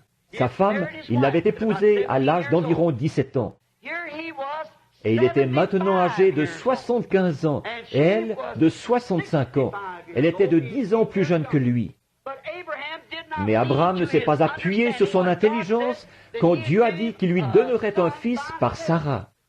Mais il appelait toute preuve scientifique qui était contraire à la parole de Dieu, tout savoir qui ne se trouvait pas dans la parole de Dieu, comme si ça n'existait pas. Et il a donné la louange à Dieu. Il était fort. Il lui donnait la louange. Il n'a même pas considéré, regardé à son propre corps, ni à Sarah dont le corps n'était plus en état d'avoir des enfants, et son corps non plus. Il n'a rien considéré, mais il s'est appuyé sur la promesse de Dieu. Il ne s'est pas appuyé sur sa propre intelligence. Il ne s'est pas appuyé sur des raisonnements. Voyons, vous dites, frère Branham, il est raisonnable que Dieu ne guérisse pas les malades. On a tellement de bons médecins. La Bible dit, nous renversons les raisonnements. Nous ne raisonnons pas. La foi ne raisonne pas. La foi croit et accepte. Remarquez. Mais il a cru, au lieu d'être incrédule, et il a appelé les choses qui n'étaient point comme si elles étaient, ce qui était carrément contraire à tout raisonnement. Mais il n'a pas raisonné, il l'a cru, c'est tout. Aucun raisonnement n'aurait pu démontrer la possibilité que ce bébé naisse. Cette femme-là avait passé l'âge de la ménopause depuis peut-être 20 ans, et son corps à lui était pour ainsi dire mort. Et à l'âge de 100 ans, 25 ans plus tard, il donnait encore la louange à Dieu, ce qui était contraire à toute intelligence de la chose. Mais par la foi, il savait que Dieu tiendrait sa parole. Il ne s'est pas appuyé sur sa propre intelligence. Que se serait-il passé si Moïse s'était appuyé sur sa propre intelligence quand Dieu lui a dit qu'il allait reprendre Pharaon ou les enfants d'Israël de la main de Pharaon? Que se serait-il passé s'il s'était appuyé sur sa propre intelligence quand il était là, près de la colonne de feu, que Dieu lui a dit « Vas-y, et je serai avec toi ». Que se serait-il passé s'il s'était appuyé sur son intelligence quand il les a amenés à la mer Rouge et qu'ils étaient là au bord de l'eau, alors que Dieu leur avait promis le pays promis? Que se serait-il passé s'il s'était appuyé sur sa propre intelligence? Comment vais-je faire pour traverser de l'autre côté? Nous n'avons pas le temps de construire un pont. Il y a l'armée qui arrive juste derrière nous. Il y a des montagnes de chaque côté de nous. Il y a l'eau devant nous, la mer Rouge. Bon, s'il s'était appuyé sur sa propre intelligence, il serait parti, les mains en l'air, en courant. Il se serait jeté aux pieds de Pharaon en disant « Pharaon, pardonne-moi, j'ai mal agi ». Seulement, il ne s'est pas appuyé sur sa propre intelligence. Mais il a prié, et Dieu lui a dit d'avancer, et la mer s'est ouverte, ce qui était contraire à tout raisonnement. Mais il ne s'est pas appuyé sur sa propre intelligence. Que se serait-il passé si Josué, quand il est allé là-bas avec les autres, les 10 dénominations, il s'est rendu là-bas et qu'il a vu ce pays que Dieu avait promis? S'il était revenu avec eux en disant, « Bon, un instant, c'est vrai, nous sommes comme des sauterelles à leurs yeux, ce sont des géants. Comment pourrons-nous jamais avoir le dessus sur eux? Nous n'avons même pas d'épée, seulement ce que nous avons pu trouver. Comment pourrons-nous jamais aller là-bas, nous emparer de ce pays? Voyons, c'est totalement impossible. Ils sont 50 fois plus nombreux que nous. Ce sont des soldats qui ont reçu une formation. Et nous, on n'est qu'une bande de bergers et de tripoteurs de boue de l'Égypte. Comment? Nous n'avons même pas de bouclier ni rien. Comment pourrons-nous jamais nous en emparer? Voyons, l'intelligence aurait certainement démontré qu'il ne pouvait pas y arriver. N'importe quel militaire, comme lui ou Moïse, n'aurait pas pu s'appuyer sur sa propre intelligence. Seulement, leur intelligence, ils ne se sont pas appuyés dessus. Mais ils savaient que Dieu avait dit, « Je vous ai donné ce pays. Allez vous en emparer. » Ne vous appuyez pas sur votre propre intelligence. Si vous vous appuyez sur votre propre intelligence aujourd'hui, alors que vous êtes malade, peut-être que vous êtes assis dans un fauteuil roulant, que vous vous mourrez du cancer, que vous souffrez du cœur, et que le médecin dit que vous allez mourir. Si vous vous appuyez sur cette intelligence-là, vous mourrez. Mais ne vous appuyez pas sur cette intelligence-là, certainement pas. Et que dire des murailles de Jéricho, dont on dit qu'ils pouvaient faire une course de chars dessus, sur ces grandes murailles épaisses? Dieu a dit, allez là-bas et faites-en le tour tant de fois, et sonnez de la trompette, et tous ensemble poussez un grand cri, et la muraille s'écroulera. Eh bien ça, c'était absolument, ce serait insensé pour la pensée charnelle. Mais Josué, il connaissait l'épaisseur de ces murailles-là, parce qu'il en avait construit beaucoup des murailles en Égypte. Il savait combien il y avait de ciment dedans. Il en connaissait la solidité. On faisait des courses de chars dessus. Et il y avait même des maisons construites dessus. Mais il ne s'est pas appuyé sur sa propre intelligence. Il a cru que ce que Dieu avait dit était la vérité. Et il a obéi à sa parole. Et les murailles se sont écroulées. Il ne s'est pas appuyé sur sa propre intelligence. Et que se serait-il passé si, pendant qu'il livrait bataille, et, comme je le prêchais dimanche, et que le soleil allait se coucher avec l'ennemi qui avait été mis en déroute? Cette nuit-là, ils se seraient rassemblés et ils seraient revenus avec d'autres effectifs. Ils auraient tué beaucoup de ces hommes. Alors, que se serait-il passé s'il avait dit « J'ai besoin de la lumière du jour, il me faut encore la lumière du soleil ». Bon, un instant là, Dieu a établi cet ordre-là, et le soleil tourne, alors la terre tourne. Maintenant, voyons voir, si je disais au soleil de s'arrêter, peut-être que si la terre s'arrêtait maintenant, alors elle perdrait sa force de gravitation, je tomberais. Il n'a pas écouté son intelligence.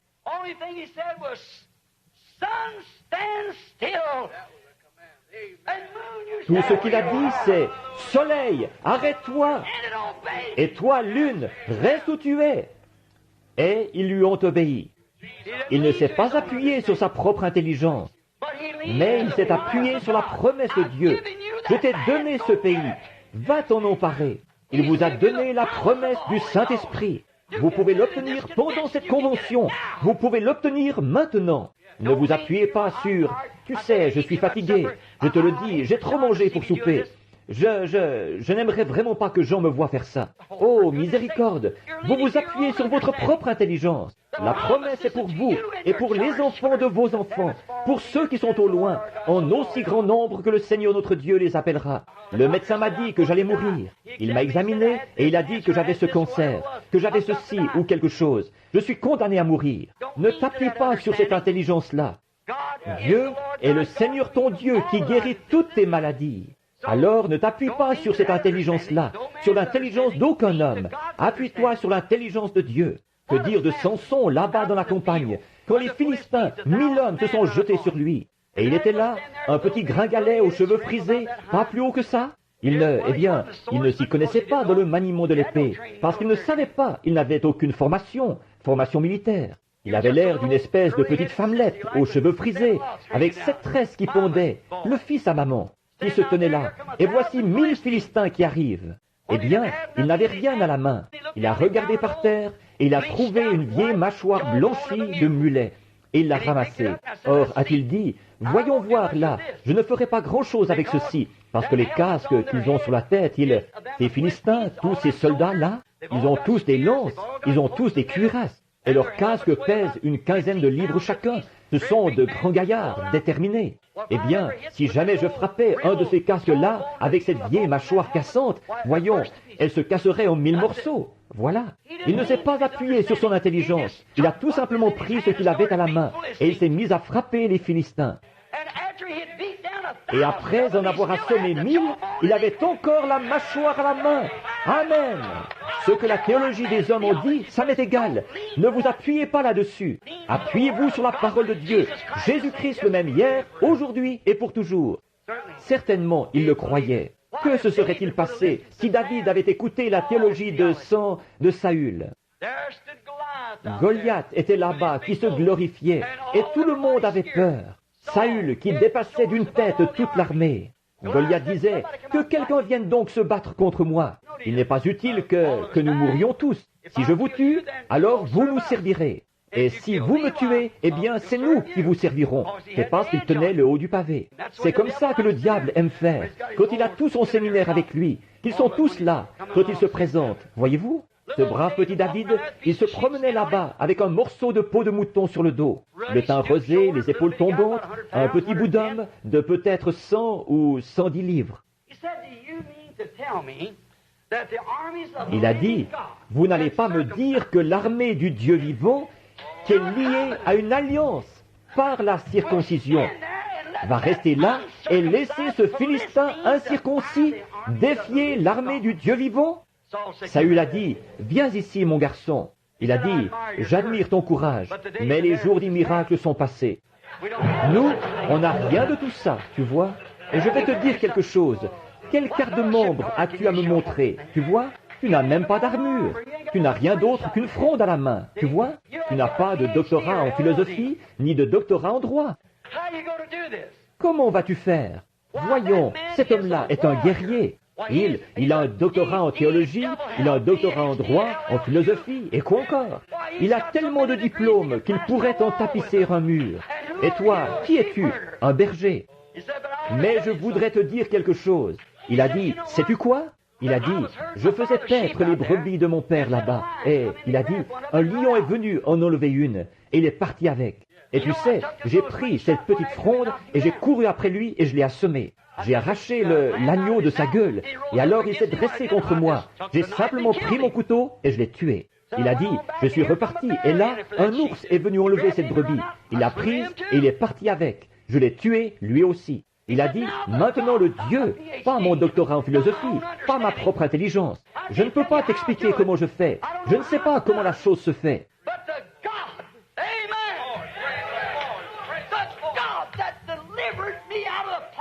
Mais le Dieu, Amen, le Dieu qui m'a délivré de la patte de l'ours et du lion, combien plus il me délivrera de la main de ce Philistin incirconcis.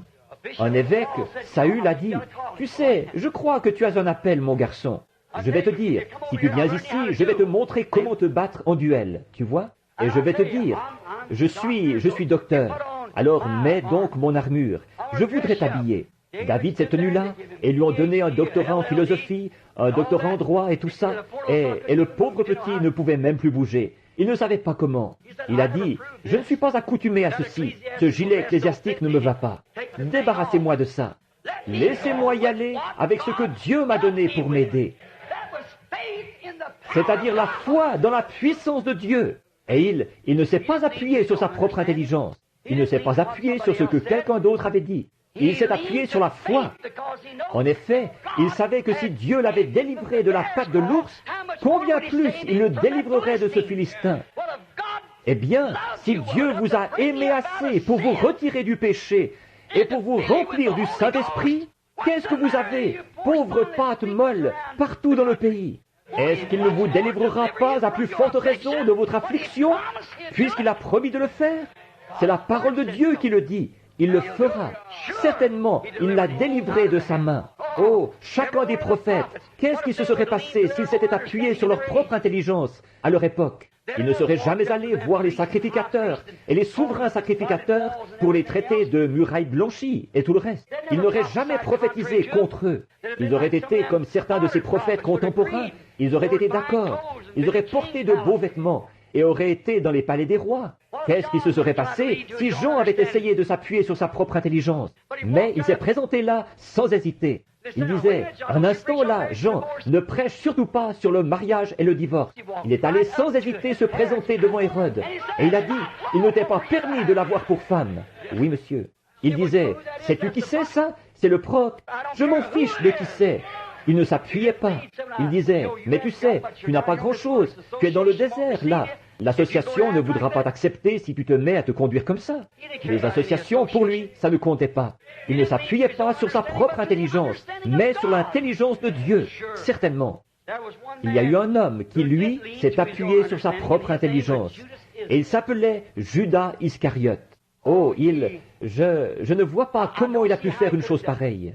Il avait marché avec Christ, face à face, exactement comme Ève l'avait fait au commencement. Il avait vu la confirmation. Il avait regardé Dieu en face, comme Ève l'avait fait dans la fraîcheur du soir. Ève avait regardé Christ dans la fraîcheur du soir, dans le jardin. Et Judas s'était assis dans la fraîcheur du soir, dans le jardin de Gethsémane et à bien des endroits. Il avait regardé ce même Christ.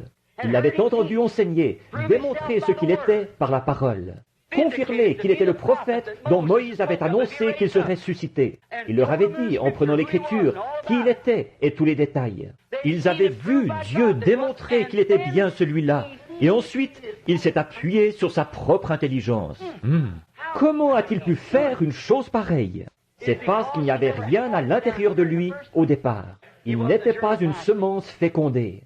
Il était le fils de la perdition, né de la perdition, et il est retourné à la perdition.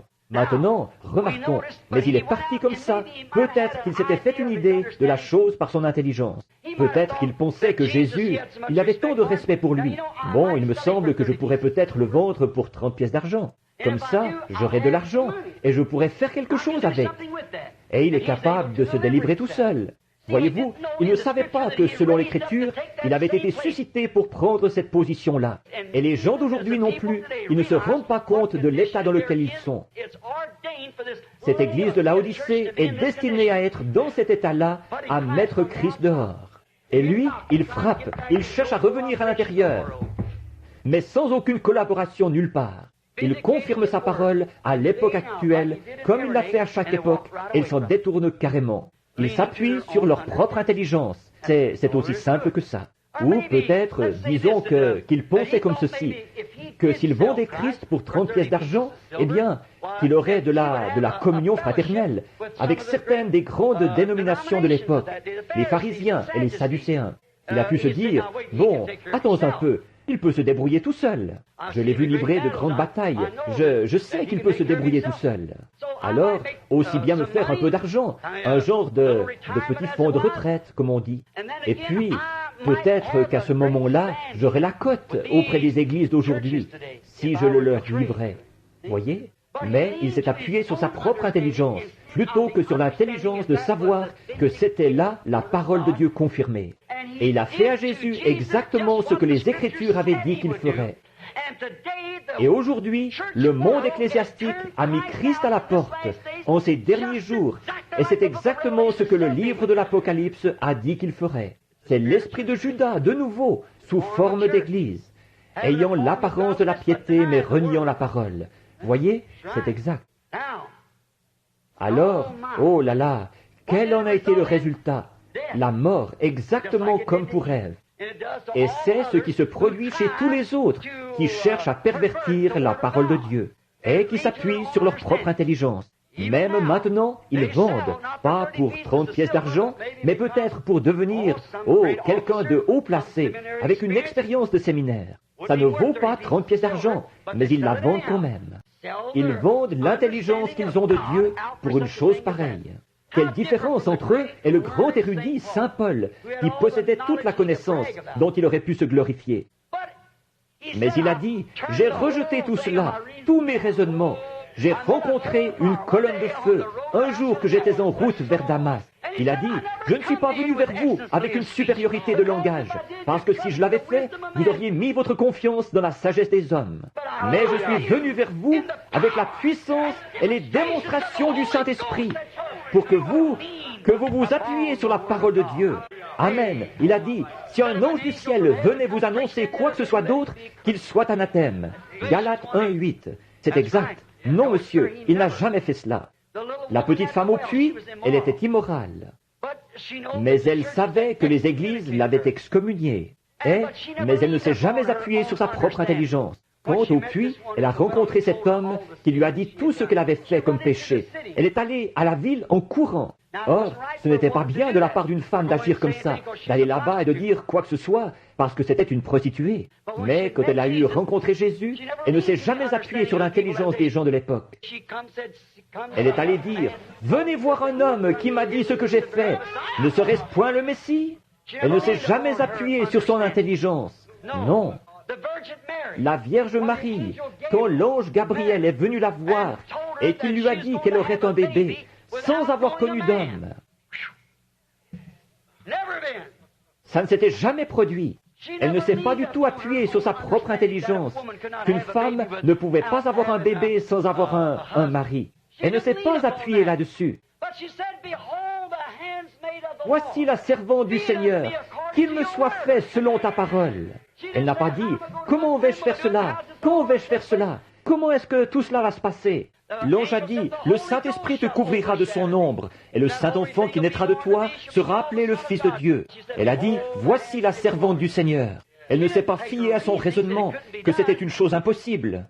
Elle a seulement dit, voici la servante du Seigneur. C'est exact, remarquez.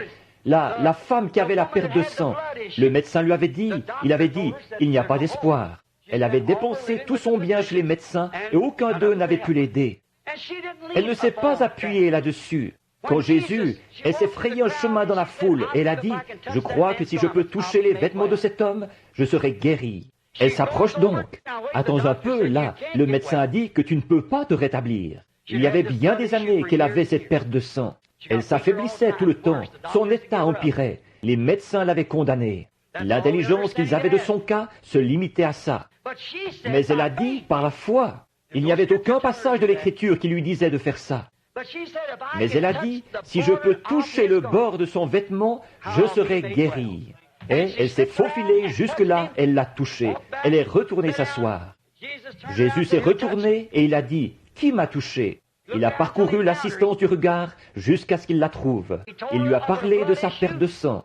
Et elle a senti à ce moment-là, dans son corps, elle n'a pas pu le prouver sur le coup, mais elle a senti dans son corps que sa perte de sang s'était arrêtée. Elle n'a pas du tout raisonné que si le médecin l'avait condamnée, comment était-il possible qu'elle reçoive de l'aide d'ailleurs? Elle ne s'est jamais fiée au raisonnement, mais elle s'est fiée à la foi. Or, la Bible dit qu'il est aujourd'hui le souverain sacrificateur qui peut être touché par le sentiment de nos faiblesses. Ne vous fiez pas au raisonnement de dire « Oh, que c'est !» Il a dit « C'est ce qu'il est aujourd'hui ». Il est en ce moment même un souverain sacrificateur qui peut être touché par le sentiment de nos faiblesses, le même hier, aujourd'hui et pour toujours.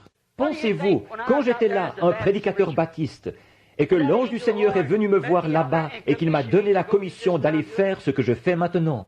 Mais mon pasteur a dit, tu as perdu la tête, voyons, tu as fait un cauchemar.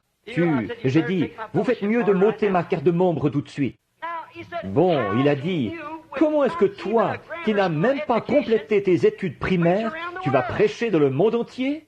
Comment est-ce que tu vas prier pour des rois et des potentats alors que tu ne sais même pas employer une bonne grammaire? Je ne mettais pas ma confiance dans ma grammaire. Je ne mettais pas ma confiance dans aucune capacité personnelle. J'avais reçu une commission. Alléluia!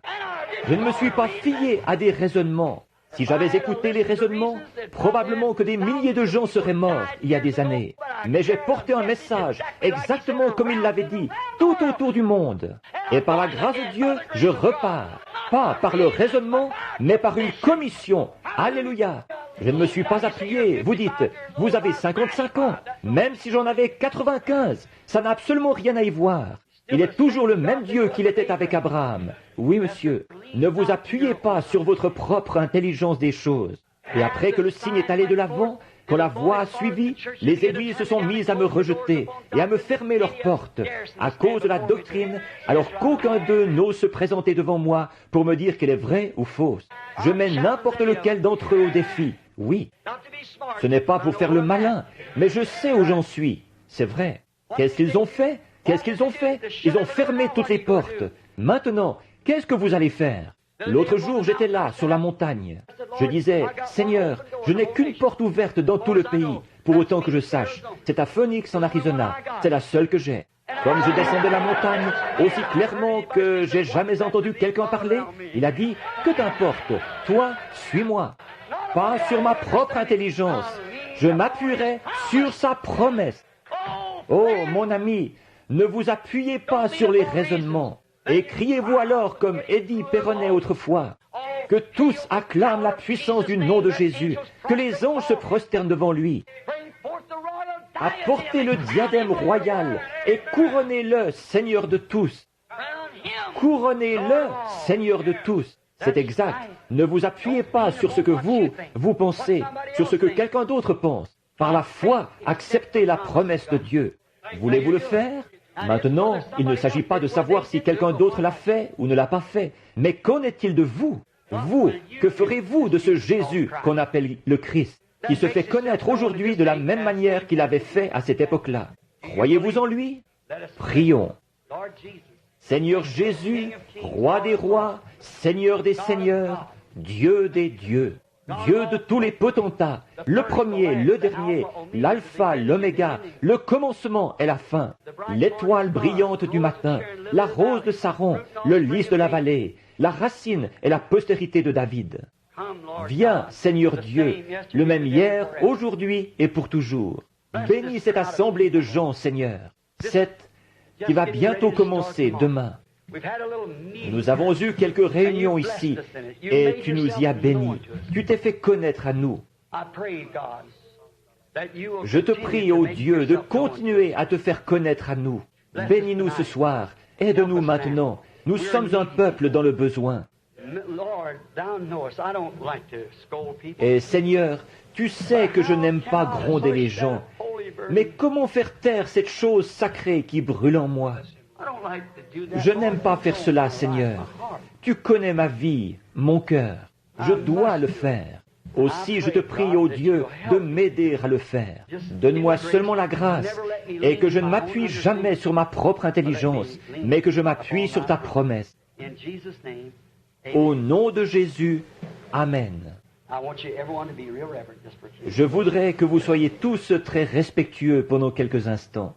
Assis dans cette assemblée de gens, sans doute qu'il y a des hommes et des femmes qui sont malades. Combien ici sont malades et affligés? Levez la main. Dites simplement, j'ai besoin de Dieu. Levez simplement la main, là. J'ai besoin de Dieu. Bon, je ne connais pas un grand nombre de personnes. Je connais les 3 garçons qui sont assis juste ici. Je connais M. Dow et sa femme qui sont assis là. Je pense que c'est Sœur Moore ici. Je n'en suis pas sûr. C'est ça, Sœur Moore? À part cela, je pense que c'est tout. Frère Mike et l'estrade, ça c'est pour autant que je sache, d'après ce que je vois, tous ceux que je connais. Mais le Père Céleste qui a promis, et qu'en ce jour-ci qu'il confirmerait ce qu'il est, dans cet âge-ci, exactement de la même manière qu'il avait fait à Sodome. Est-ce qu'il l'a promis? Qu'il se manifesterait. Croyez-vous cela?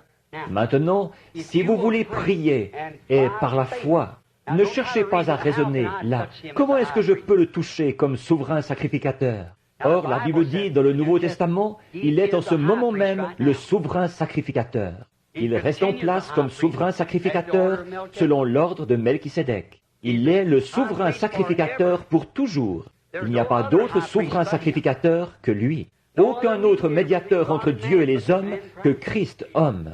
C'est vrai. Il est le seul. Et il est le même hier, aujourd'hui et pour toujours. S'il est encore le même souverain sacrificateur, et que la Bible dit que nous pouvons le toucher par le sentiment de nos faiblesses, alors, comme cette petite femme qui avait touché son vêtement, votre foi peut le toucher ce soir. Et il agira de la même manière dans une chair humaine qu'il avait agi quand il était dans une chair humaine, là-bas, au chêne d'Abraham. Croyez-vous ça? Il a promis qu'il le ferait. Maintenant, priez, simplement, tous ceux qui ont un besoin. Et c'est comme je le disais, un don, ce n'est pas quelque chose comme de prendre un couteau, et si vous voulez vous en servir pour couper ceci, vous pouvez le couper, ou pour couper ceci, vous pouvez le couper, ou ce que vous voulez faire. Ce n'est pas ça, un don de Dieu. Voyez, non. Un don de Dieu, c'est un moyen que vous avez de vous enlever du chemin. Et les dons et les appels relèvent de la prédestination de Dieu. Les dons et les appels sont même sans repentir. Vous naissez avec. C'est un petit levier pour vous faire passer d'une vitesse à l'autre, mais vous ne pouvez pas appuyer sur l'accélérateur. Voyez, c'est Dieu qui doit le manœuvrer. Vous devez vous enlever du chemin. Votre foi à vous peut le manœuvrer, pas la mienne, la vôtre. La mienne, c'est de s'enlever du chemin, c'est tout. Croyez de tout votre cœur que Jésus-Christ vit aujourd'hui. Ne vous appuyez pas sur votre propre intelligence. Vous dites, eh bien, regardez, là, mon état est très grave, frère. Vous ne me connaissez pas. J'ai été dans ce fauteuil roulant. J'ai été... Ce que vous avez été, pour moi, ça ne compte pas. Voyez si Dieu ne va pas descendre et faire exactement ce qu'il a fait quand il était ici sur terre, dans un corps physique. Il le fera dans votre corps, dans mon corps. Nous faisons bloc ensemble en croyant en lui. Il le fera parce qu'il a promis de le faire. Or, ne vous appuyez pas sur ce que quelqu'un a dit. Oh, ça, c'est de la télépathie. C'est comme ça qu'ils appellent cela. Ils ont dit la même chose de Jésus. Ils l'ont traité de diseur de bonne aventure, de démon. Mais il était le Fils de Dieu, parce qu'il correspondait à la parole promise de Dieu. Maintenant, comme je le disais, les salles qu'on a, on n'est pas obligé d'avoir ça, de pouvoir venir imposer les mains aux gens. Nous leur avons imposé les mains hier soir. Mais la seule chose que vous êtes obligé d'avoir, c'est la foi, et ensuite de reconnaître. Par la foi, vous l'acceptez. Par la foi, pas par quoi que ce soit que... Ne dites pas, eh bien là, comment est-ce que ça peut se faire? Si je pouvais vous dire comment cela se fait, alors ce ne serait plus de la foi. Je ne sais pas comment cela se fait. Je ne sais pas, mais je le crois. Je ne sais pas comment Dieu fait pour sauver un pécheur, mais il le fait. Je ne sais pas comment Dieu fait toutes ces choses-là, mais je l'accepte. Il le fait, et c'est comme ça. En effet, je ne peux pas l'expliquer. Maintenant, ça ne s'expliquera jamais. Personne ne peut l'expliquer. Parce que si vous l'expliquez, à ce moment-là, ce n'est plus de la foi. Je ne peux pas comprendre que Dieu et Christ puissent être une seule et même personne.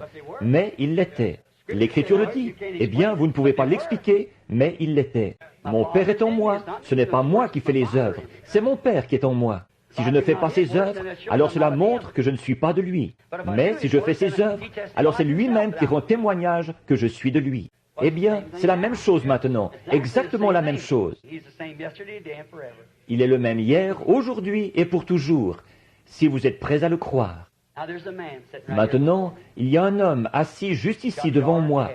Il a les cheveux bruns. Il porte une montre au bras, un complet foncé. Il porte des lunettes. Si vous regardez ici, vous le verrez assis, les yeux fermés, il prie.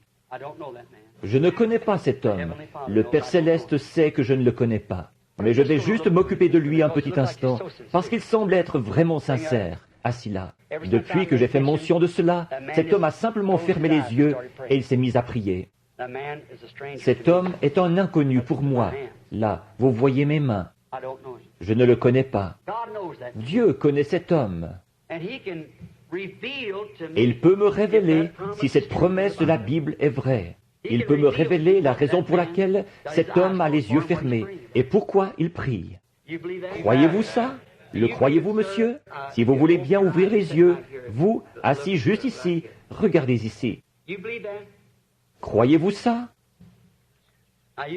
Maintenant, vous savez que je ne vous connais pas.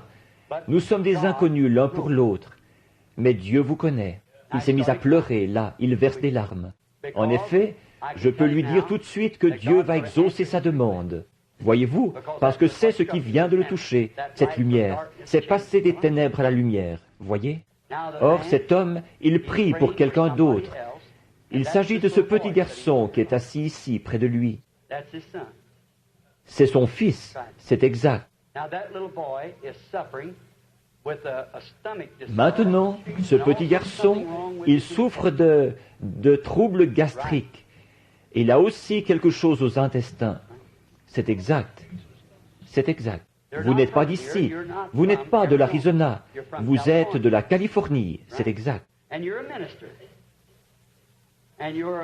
Et vous êtes un ministre. Vous êtes membre des Assemblées de Dieu. C'est vrai. Vous êtes le révérend Mackay ou révérend Kay. C'est exact. Est-ce vrai? Faites signe des mains comme ceci. Maintenant, votre petit garçon va guérir.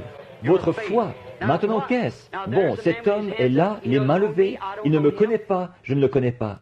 Mais qu'est-ce qu'il y a eu?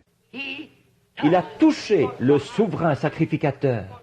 Or, voyez-vous, il n'a pas pu s'appuyer sur sa propre intelligence. Maintenant, ce qu'il doit faire, qu'est-ce qu'il lui reste à faire là? Il doit croire que ce qui lui a été dit est la vérité, parce qu'il sait qu'il ne me connaît pas. Tenez, il y a une femme assise juste ici devant moi. Elle aussi, elle a la tête inclinée.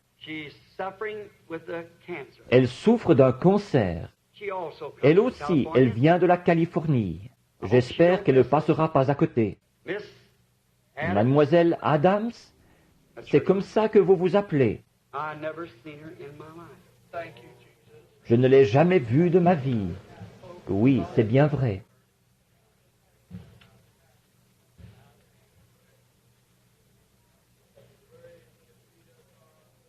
Il y a une dame assise au fond, ici. Je ne peux pas la montrer simplement du doigt, mais je vois une lumière au-dessus d'elle. Elle a des ennuis sérieux. Une chose, elle a mal au cou. Autre chose, elle a des problèmes spirituels. Elle s'inquiète, se fait du souci pour ça. Et elle a un problème de famille. Sa fille s'est enfuie dernièrement. C'est exact, c'est vrai, n'est-ce pas? Elle a la main levée. Madame Miller, c'est exact. Croyez-vous? Dieu vous la renverra. Il guérira votre corps. Maintenant, je ne l'ai jamais vue de ma vie. Elle m'est totalement inconnue. Tout à fait.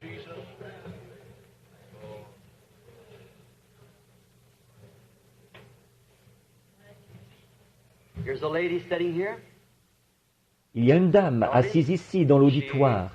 Elle n'est pas d'ici. Elle aussi, elle est de la Californie. Elle a un cancer, et c'est un cancer du sein. Elle a été opérée à un sein, et le cancer s'est propagé à l'autre. C'est exact. Madame Calin, c'est exact. Croyez-vous que Dieu va vous guérir? Vous le croyez. Je suis un inconnu pour vous, madame. Je ne vous connais pas. C'est vrai, voyez, elle, c'est le cancer. Pour que vous sachiez que Dieu est présent. Il y a une dame assise juste à côté d'elle. Son nom est Madame Harris. Elle m'est totalement inconnue. Mais quand l'Esprit a touché cette femme-ci, elle aussi, elle avait de la compassion pour elle. Et elle vient de la Californie, c'est exact. Et elle a mal à l'épaule, c'est exact. Croyez-vous que Dieu vous guérira? Si c'est vrai, levez la main, pour que les gens voient. Elle m'est totalement inconnue. Ne vous appuyez pas sur votre propre intelligence. Qu'est-ce qui peut faire cela? Ça ne s'explique pas. C'est un paradoxe. Ça dépasse l'explication. Demandez à ces gens. Je ne les ai jamais vus de ma vie. Je ne savais absolument rien d'eux. Ça pourrait continuer comme ça dans toute l'assemblée. Mais maintenant, regardez. Ne vous appuyez pas sur votre propre intelligence, mais appuyez-vous sur ce qu'il a promis, qu'il ferait cela. N'est-ce pas là le même esprit qui a habité dans une chair humaine, qui savait que Sarah avait ri dans la tente derrière cet homme? Et il a promis, juste avant que le monde soit détruit par le feu, qu'alors le Fils de l'homme se révélerait de nouveau de la même manière, que le Fils de l'homme, prophétique, se révélerait dans une chair humaine, comme il l'est ici avec nous ce soir, de la même manière qu'il l'avait fait à l'époque. Alors, à quelle heure vivons-nous? Tout près de la destruction. Mon ami, ne restez pas un pécheur plus longtemps dans cette salle. Acceptez Jésus-Christ pendant que vous êtes dans sa présence. Bon, je sais, ce qui se fait d'habitude par les prédicateurs, c'est la coutume. Ils vont supplier et raconter des histoires, parler de maman qui est morte et qui est de l'autre côté. Il n'y a pas de mal à ça, mais nous ne venons pas en fonction de notre mère qui est morte. Ma mère aussi, elle est morte. Même chose pour mon père. Mais nous venons intelligemment en l'acceptant sur la base de ce que Dieu s'est manifesté en Jésus-Christ pour ôter les péchés du monde. Nous venons et nous mettons notre foi dans l'expiation. Maintenant qu'il a confirmé sa parole, quelle église vous avez fréquentée, ça m'est égal, que ce soit l'église méthodiste, baptiste, catholique, presbytérienne, ou pas d'église du tout. Si vous êtes prêt à reconnaître que vous en avez reçu une compréhension différente, que vous savez que vous n'êtes jamais vraiment né de nouveau, mais que vous le désirez, et que vous désirez l'accepter maintenant, la promesse maintenant, vous ne serez peut-être pas rempli tout de suite, mais vous serez rempli quand, à mesure que les réunions se poursuivront.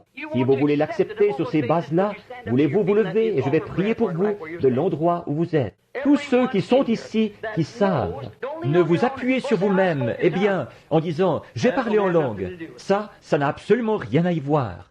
Moi aussi, je crois au parler en langue. Mais j'ai vu des sorcières, des démons et tout le reste parler en langue et interpréter.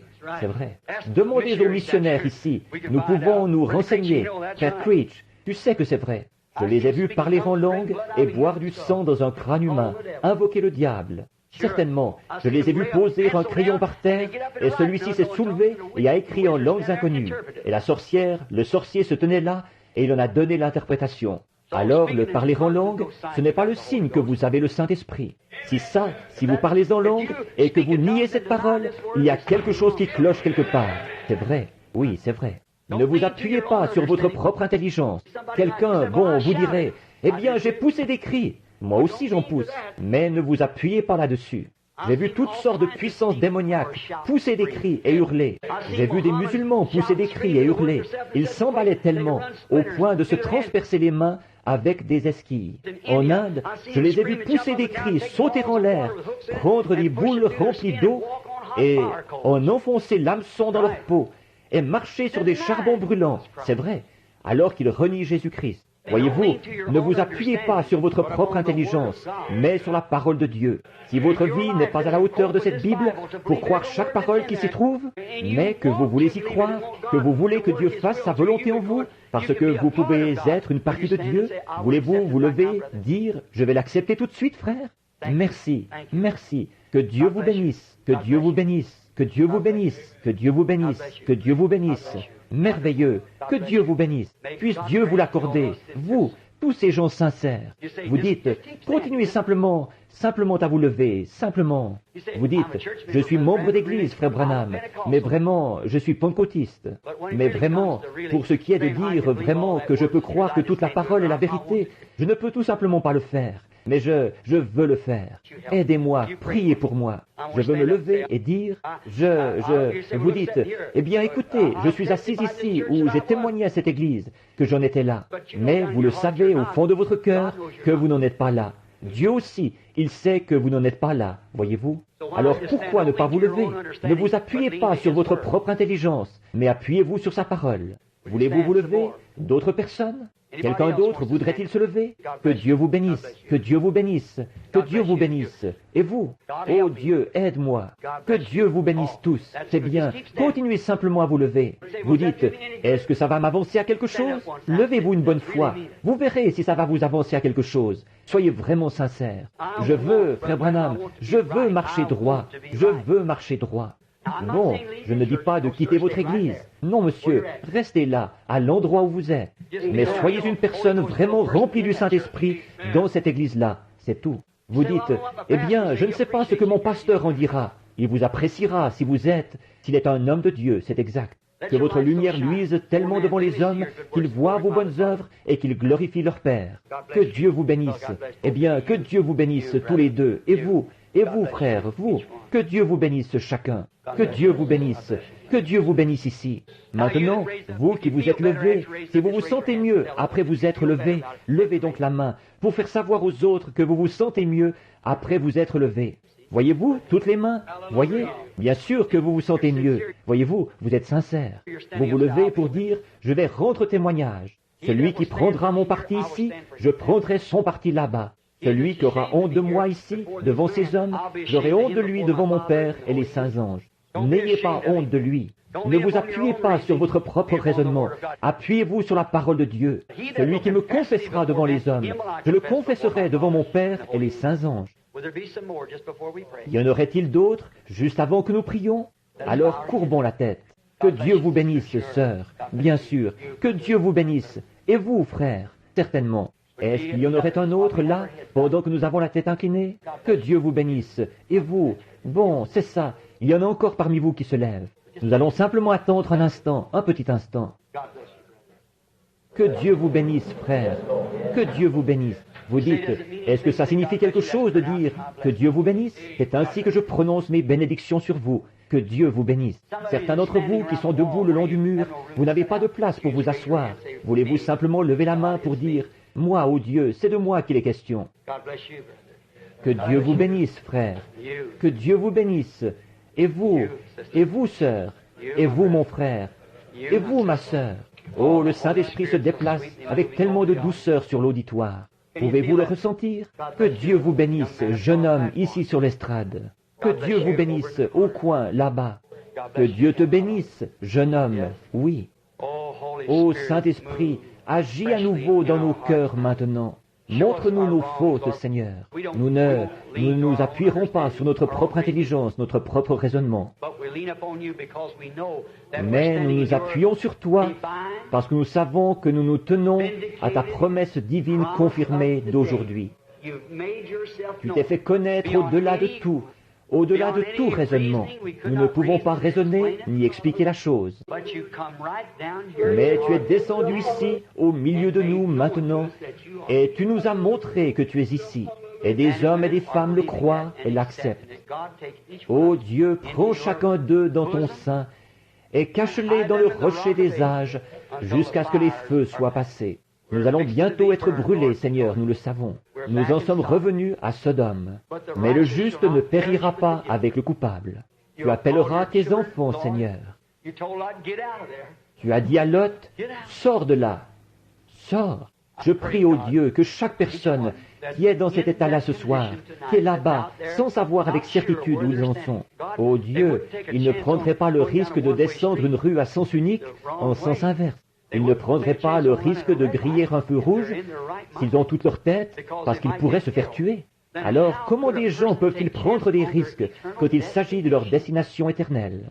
Se contenter de supposer, de présumer, de s'aventurer sans avoir vraiment l'autorisation de s'aventurer, pour la raison qu'ils sont membres d'une église ou d'une dénomination.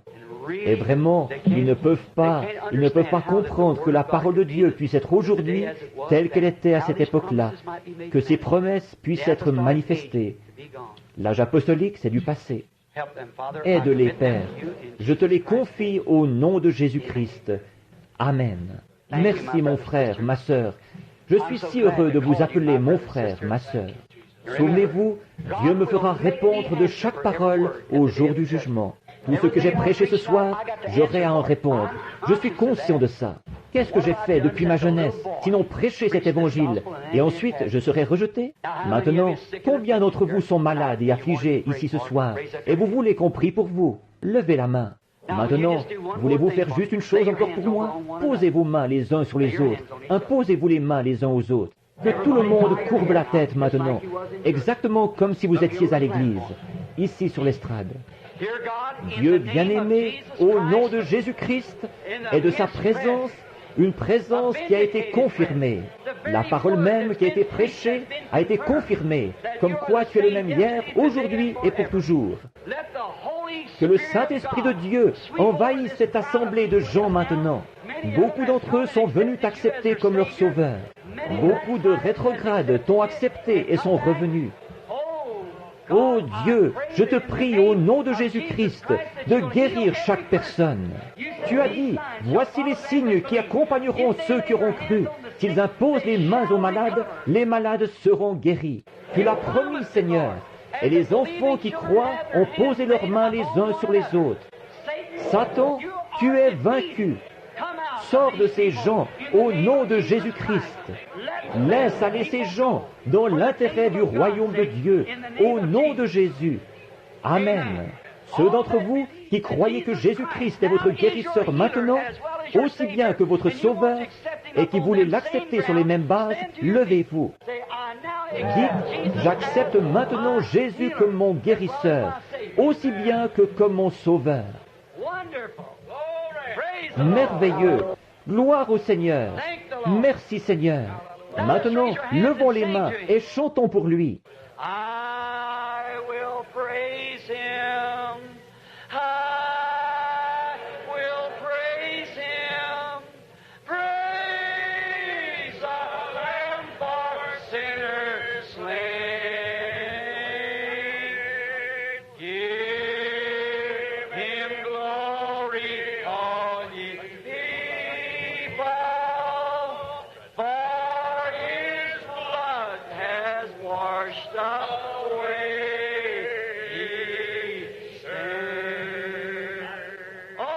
Oh, vous vous sentez bien, n'est-ce pas? Faites signe de la main. Oh là là. Chantons-le encore.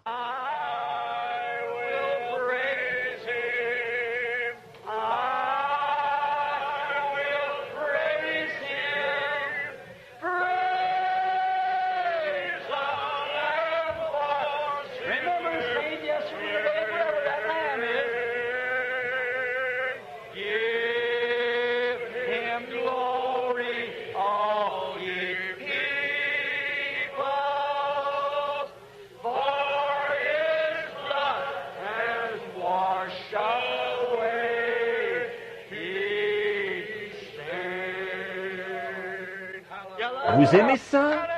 Amen. Étendons le bras pour serrer la main à quelqu'un. Nous brisons la glace pour les réunions là. C'est commencé pour la convention. Dites, que Dieu te bénisse, frère pèlerin. Que Dieu te bénisse. C'est formidable, c'est bien, merveilleux. Maintenant, croyez-vous que nous allons avoir une grande convention après ceci? Nous remercions Dieu pour de grandes réunions. Et maintenant, nous allons avoir une grande convention. Que tous ceux qui le croient disent Amen. My faith looks up to thee, a lamb. Let's look to him now. Calvary, oh Savior, divine. Now,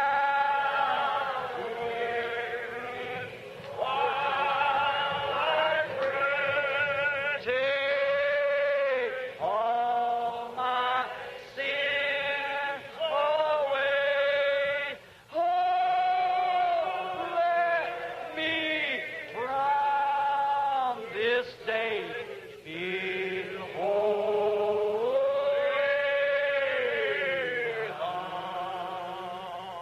While life's dark maze I tread, and griefs around me spread, be thou my guide. Bid darkness turn to day, wipe sorrows, fears away. Oh, let me from this day be holy.